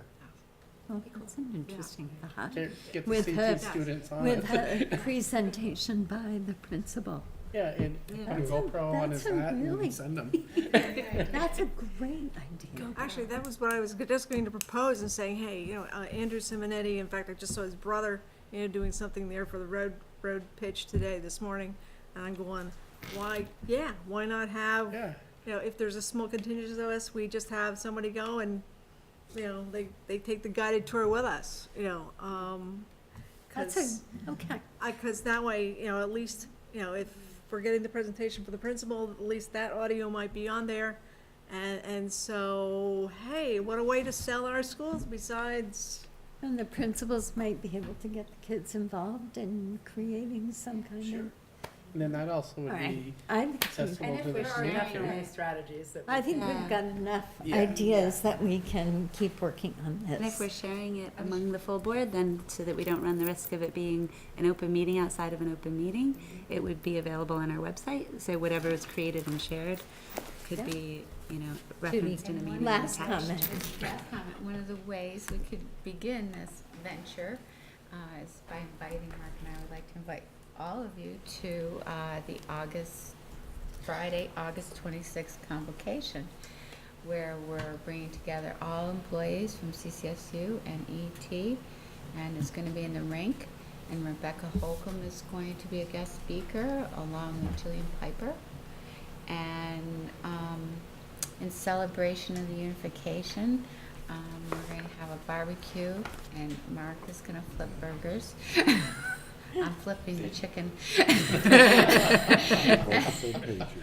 And we'll have lunch, and I think it'll just be really nice to come in and be introduced, actually, to all employees. So I think as we keep thinking of those kinds of events, it's Friday, August 26th, and agenda will be coming forth. 9 a.m. to 11:30 is the lunch, 11:30 is lunch. How'd Yeah. you know that already? because I'm working with Bob Clifford on some something else. That's at the Essex High School. What time are you asking us to come?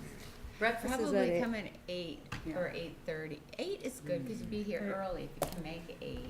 And we wanted you to know soon enough in advance for those of you who have work commitments that if you can, be available. I just think, that's going to be a really important event. And I know people have come in the past to Oh. that. And we're planning Is about it. all the staff from the junction and the town Yes. going to be at the high It's school? gonna be about At the 1,000 rink. people, Bob said. About 800 people. Yeah. I can tell you from personal experience, you have not lived until you go to Summit, climb in a supply cabinet, get a ladder out, a rickety ladder, climb up to the upper stories of the Summit building where the air conditioning and things are. You get a real view. I think I'll go to convocation instead. Wait, what time was that, Judy? You said 8 o'clock? You do need a gavel. How long? 8 to All right, we 8 to 11:30. Yeah, We are lunch gonna- starts at 11:30. We're going to move along. Yeah. Thank you for those ideas, and I think we got to a pretty good place. All right, superintendent work plan, Mark and Judy. Well, we have 3 items under this category, and we met with Dan a couple weeks ago, as we referenced in the notes. And this approach we'd like to take going forward is for us to be strategic and asking Dan to put together an executive summary based on milestones that we're achieving or hitting over the ensuing months. So rather than Judy and I sitting here and just giving you sort of the verbal narrative, we wanted to ask Dan to put together sort of a summary and then answer any questions that you might have. You can see with the document we sent, there's a lot of things going on. These target dates were not arbitrary by any means, but we also know that we've also experienced that these are moving targets too. And it's because of the collaborative efforts going into this. You need a lot of different people at the table. The work plan, as you saw 6-8 weeks ago, does look different because we're getting clear about the grain size that needs to be achieved before we hit the larger targets that are identified in this plan. So I guess at this point, Judy, is just opening up questions that the board might have related to the internal work that Judy and I are facilitating based on the work plan that you saw about 8 weeks ago or so. I just want to say I love the layout of this. How they, Yes, how with they the did milestones and the, pre-K-12, and then you go into school business management, and right. it just helped lay it out versus Good. just hearing it. This comes off of FreeCamp, which is the cloud-based management tool that Dan introduced a couple of months ago. So this is pretty much verbatim, even though it's on a Google Doc. It came right out of FreeCamp. And there's a lot more to FreeCamp than just this summary. A lot more, but There's a lot more. yeah. And so Dan is looking for feedback as far as the board's receptive of this. Oh, absolutely. Yeah, this is great. That This is was great. The fabulous. one piece I would ask is, there's a lot of alphabet soup in here, Yes. and some What's of it I recognized. CIA? Some of it I recognized and some of 'em I didn't, and depending on the context, some of these alphabet soup mean different things. Okay, thank you for that Um, feedback.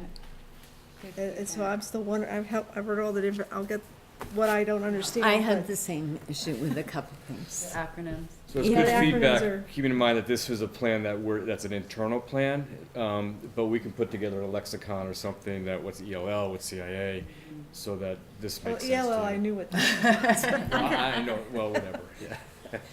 But yeah, it would Good be feedback. helpful, Yeah. yeah, a lexicon of the alphabet soup would be helpful. Good suggestion. No, it Let's- has fly. Oh, okay. I'll let you get rid of the fly. Questions, comments?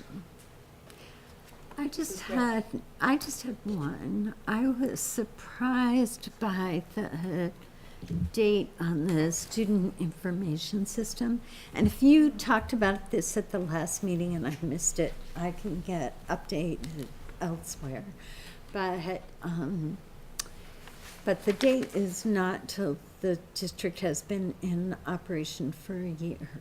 So could you just talk about what the current thinking is and how you're going to keep track of student data in that first year of operation? Want me to take it? Sure.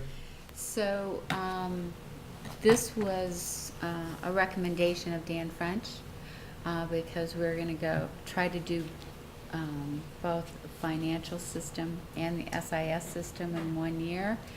And he asked us to pause and kind of redirected the work for us to consider looking at learning management systems, which are a more integrated approach.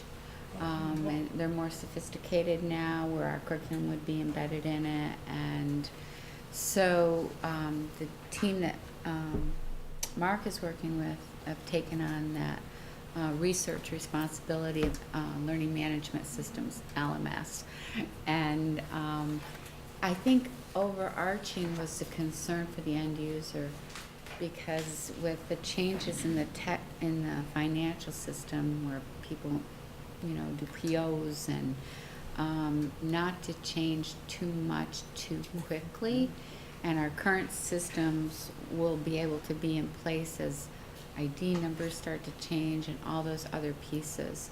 So he didn't think that we should rush into that decision, but rather really get grounded first in our financial and HR systems.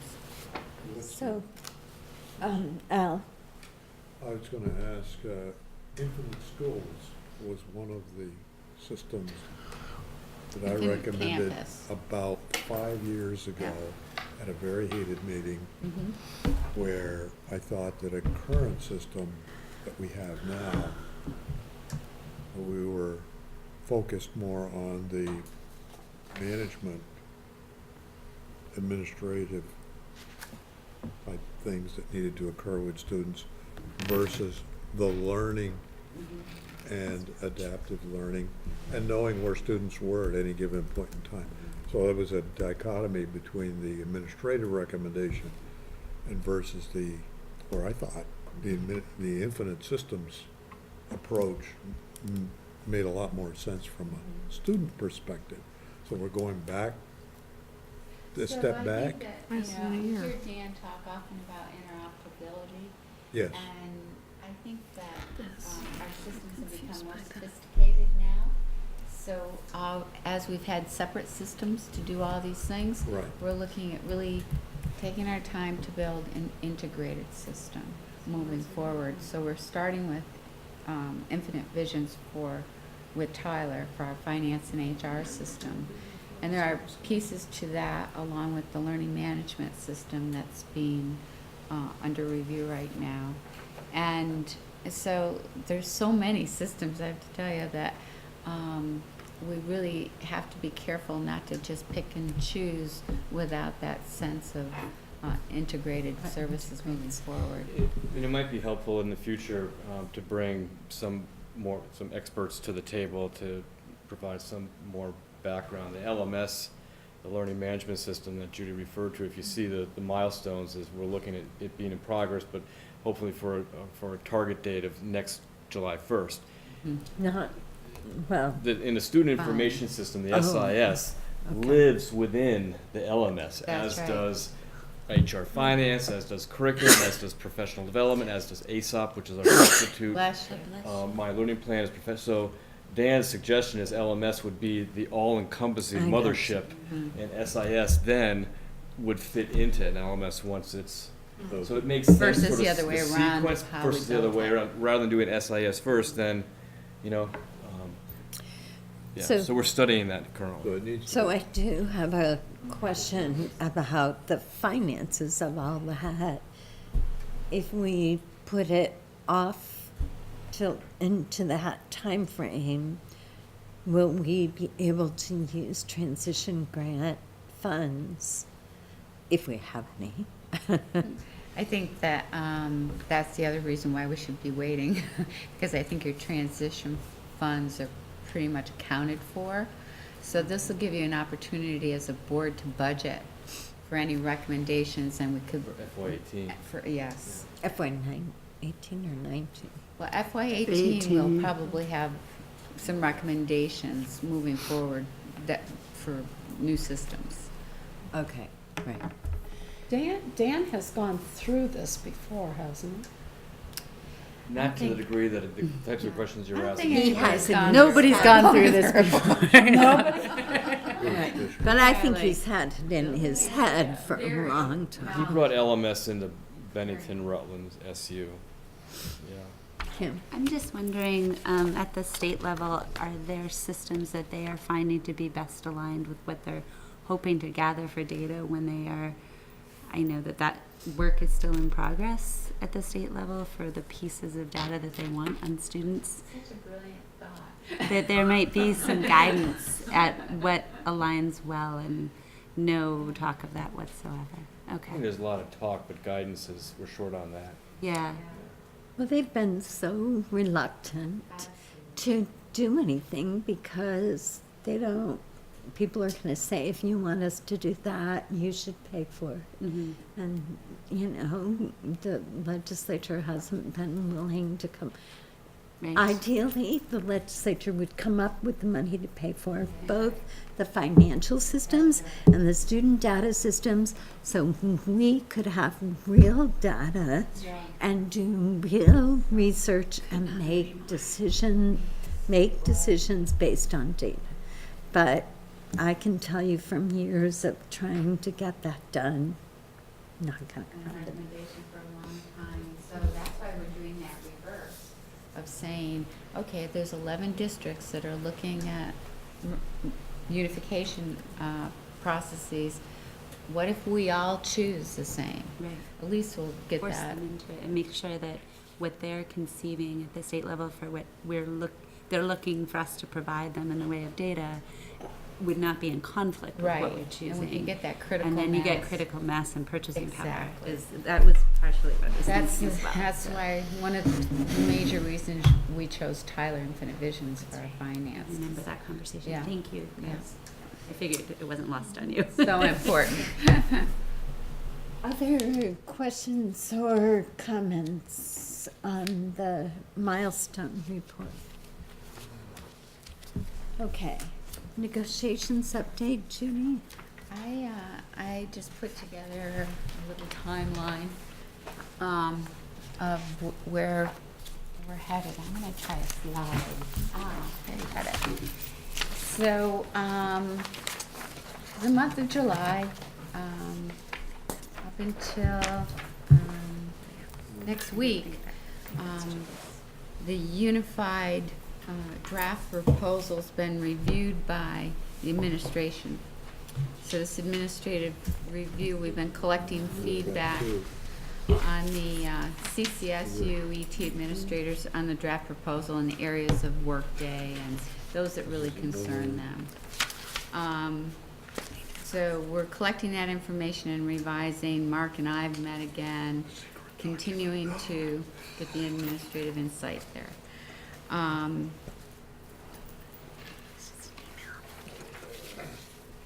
and this is all tentative, this is if everything works the way it's supposed to. By the 15th of August, we hope to send that unified draft proposal to the Board Negotiations Council members. And by the 17th, after they have a few days with it, we have scheduled our first meeting from 3 o'clock to 5 o'clock here in the library to review that contract with the unified language, answer any questions, receive feedback, and establish a board council meeting schedule for further review. So schedule out more time for discussion on an as-needed basis. We are hoping to request executive session on the September 6th meeting. That's why, when we do agenda planning, and that's the plan to share the draft proposal with the full board. And then 9/7 to 15, establish ground rules with the association. When we met with them the first time, they suggested that time frame to establish ground rules and create the meeting schedule, and to ensure we have a consistent board member in attendance at those meetings. And then on 9/20, for your next board meeting in September, continue to seek your input into the draft, and then really confirm our ground rules and timeline. And that's probably the meeting that we'll be looking at for more board guidance regarding the financial parameters, budget planning purposes. And then the plan is September 4th through the 6th, sometime in that week, to exchange the proposal with the October. association. Did I say October? You said September. Oh, thank you. October. First week of October, to exchange the proposal with the association and to agree with them on meeting dates and times and locations going forward. So we're continuing to polish and revise, and by the time you receive it next week, it should be in good shape as far as at least the administrative review and the unified language. Thank you. Could you send this to me electronically? I so can. I can share it with Keely and Brendan. I surely will. Any questions or comments? Is there, What? do you have a question, Kim? Not at all. Oh, Kim, I was asking you, Kim, I can send it. oh, I think we have, do we have an extra one down there? Yeah, we can send I it to you, can send it yeah. electronically. I'm looking at her face over there, Martha. I know, Kim and Kim. We left our minutes gal behind here. It would be helpful if you did that, because it's not a You good can't direct see. line of sight. from Yeah. this, so- Sorry. Thank you. She'll have She was it. probably flagging me down, I had no idea. It's on negotiations. Okay, student enrollment? So there was some discussion on the 21st of June, which I was not able to be part of, with interest on the part of the board to look at student Oh, yeah. numbers. And Judy and I have a big interest in that as well. We just felt it was for the 1st of August, it might be just a bit premature because of the migration of kids across the 10 schools. So we'll be prepared in early September to bring some more hard and fast numbers, which will help to inform your thinking about class size policy, but also as a precursor to the work that'll be going into the budget of FY18. So we don't have numbers for you, but we're very interested in getting those numbers tallied in a format that is accessible, readable, and understood for all of us. Okay. Questions or comments? In that discussion, I know that you had some discussions with parents about migration. Could you give us a rough idea at that time as to how many, some kind of information on the request for migration?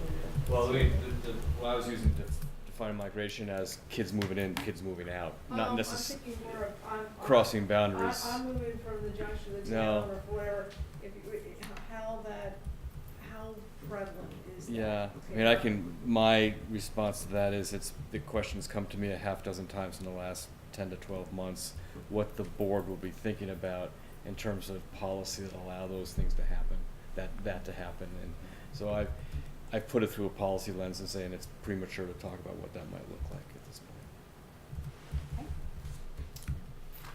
Great. All right. Then we're gonna move on to the superintendent search consultant contract. I think Mark and Judy are gonna leave. Judy, is there some way that I can? Do you need that any longer?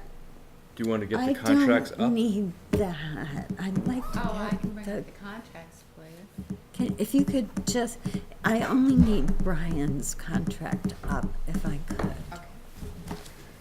Or actually, if I could send you, can I send you right now a new copy of his contract? Yes, And you could put that up? yes. Okay, that would be really helpful. If I can really do that. Okay.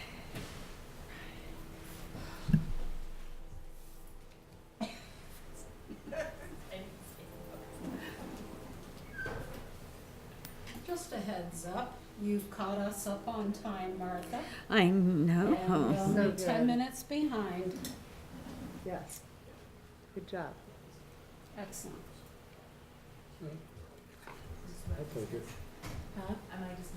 No, we're not going into executive. It's not executive session. Here. Everybody, thank Good night, Mark. Thanks. Thanks, Mark. Superintendent search contract. Gotcha. See you tomorrow. Yes. I'll see you Wednesday. What time are you getting there? See you Thursday.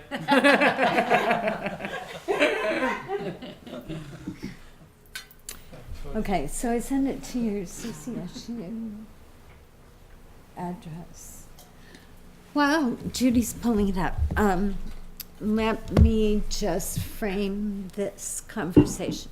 So I got contracts from Dan and from Brian, and I had Paul O'Brien, the lawyer for CCSU, review the contracts.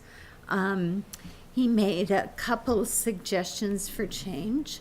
In the original contract, it was a 30-day notice to terminate. He suggested changing it to 10, and they agreed to that. And I think that makes sense because of the short span of time this contract covers. He had some suggestions about being clearer around mileage, and they agreed to those suggestions. Oh, and their original contracts had been written with CCSU just because they weren't sure how to do it, and these contracts are written with EWEC, UUSD, Right. as they should be. So, all that, after all that was done, a couple of board members, Keely and Kim, and this was something that I was waking up in the morning thinking about whether I thought it was right. Had some questions about the mileage, wording in the contract, particularly in Brian's contract, which ended up being a little different from Dan's. So I emailed Brian today, and Judy, if you could go to the third page. No, second page. This one? Yeah, a little farther back. Perfect. And now you can go. Thank you very much. Thank you. Good job, Judy. What do I, Yeah. Judy, Yes. what do I need to do to shut Kim's this? gonna log me out. She knows how I to don't do know it. how to turn it off. Thank No, you. I'm kidding. I'll log her out and I'll shut down. Mine's all booked and tabbed, so I'm like, oh my gosh, how do you do this in real life? Visitors. You got that? Okay. Oh, that's for the minutes. Anyway, oh, Marge, I need your signature on that. Oh, okay. Thank you. So while I'm doing that, you might look at what you have under fees and payment schedule in number 3 in Brian's contract, and you'll see that what's here is changed.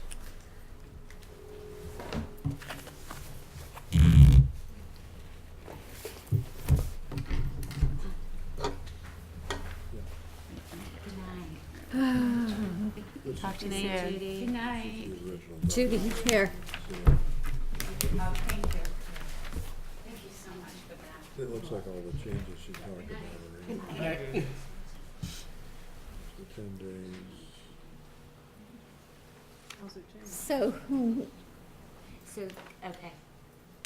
so while the next page pretty clearly outlined that there would be a $13,000 total limit, the language in Brian's contract that he sent in number 3 made it sound like his travel limit was $10,000, and of course that wasn't what he meant.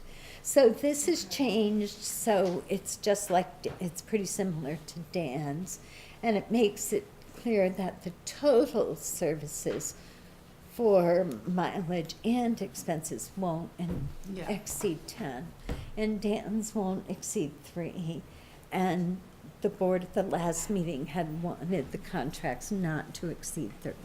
Yeah. Okay? So, questions, comments?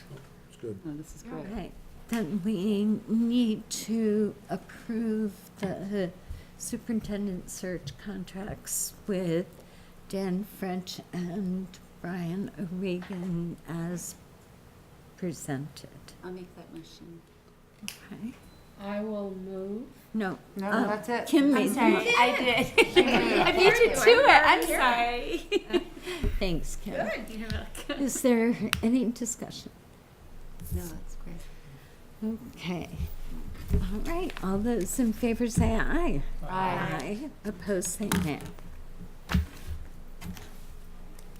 All righty, so we're to the end of the agenda. What items do folks have for future agendas? And Kim, I was just saying to Mark, I'm gonna be out of town from, I probably shouldn't say this on camera. I'm gonna have trouble doing the agenda for this meeting on the 16th. So if you around. can take notes, Yes, and then got it. meet with Mark, that would be And we'll great. talk before you're unavailable, and then. And I Mark can and be I'll- available by email, so, I have lots to be out that, the 16th as well. I'm gonna be here for the meeting. No. I'm just gonna have Yeah, trouble I'm planning not the gonna be agenda. available. You're gonna miss the meeting, I'm okay. also gonna miss the meeting, but I can do it electronically because I know exactly what I'm doing that night. It's babysitting Wiggles. So, but I will. So, You definitely, you would have to mute. Yeah. You can participate, you can listen. But yes, Wiggles Just and I are kidding. together. But I can do it electronically if that can be set up. Why don't you ask him, we've tried to do that in Westford and had a terrible time trying to get somebody in, but maybe it would work better here. Okay, Hey, I'm so not gonna- agenda items for the next meeting. We're gonna finalize the testing charges. We're going to, Second reading, second readings on the policies, possible adoption, right? right?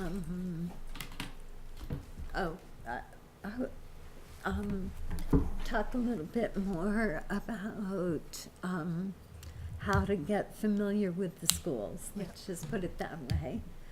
But I really like the idea of virtual tours with some kind of, combined with something from the principals. I think that could really work for us for this year. And then I think in the future, maybe we can do something more like the Prudential Committee has done. is there something, There'll be an, we could provide an update on that leadership meeting that's scheduled for Yes. August 10th. right? Standing, and that might be its own agenda item separately from. From the task update? Team updates, perhaps. I mean, we can see, we'll probably have enough time to have done that meeting to know if it's a separate could be agenda under item that. or it's I think just it a can be broader. I think it It can can be be under under that, update, okay. because, yeah, Yeah. it is one of our charges, the Nellie Mae work, so that's under that update. Okay. You guys got a lot of work. Well, we need an update from this rec decision, or is there? I is there don't anything think for that, so. or is I that- don't think so either. I don't think so. Anything else? And of course, remember, if you think of something, you can send me items at any time. Okay, so what are our 3 takeaways? Well, there's the oh, go ahead. I was gonna say that timeline, work plan, however you wanna word it, I think that's really valuable that get out there for staff and everybody as to how the milestone update.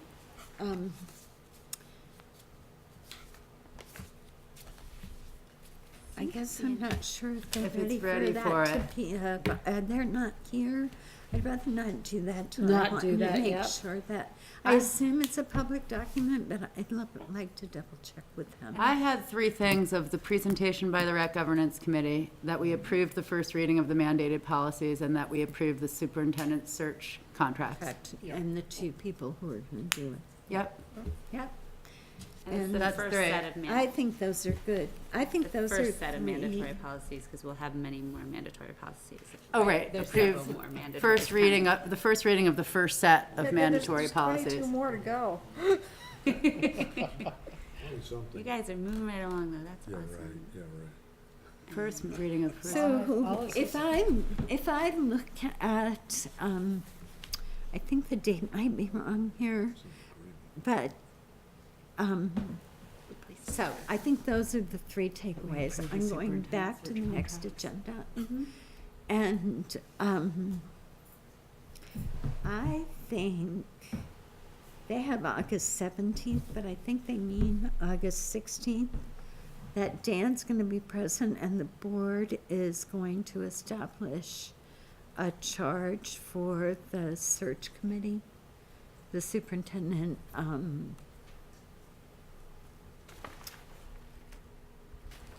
think some of- committee that's going Process. to, Oh, they said the 16th? Dan might be here on the 16th then? I think it's the 16th. Well, Not the confirm 17th? that, because they were using the Wednesday of each week as a placeholder in one of their calendars of things. Because it said somebody was going to be here, and I went, those are all Wednesdays. So if he was presenting to us, he's missing it by a day. Well, and it might be that that first piece is sort of This, establishing the this charge. says board meeting review process, establish the committee charge. Announcement of the process. Yeah, I'd say that's gotta be at our board At meeting. the board meeting. So On the we can 16th. confirm that If with it's not a Dan, but complete agenda item, because that's not the timeline that they're really using now, then minimally we'll update you on that. So we'll put a right. placeholder on that. But I'll email Dan and Brian and just make sure that that's just, the date's wrong and that it should be the 16th. The 16th. Okay, anything else? We are adjourned. Yay.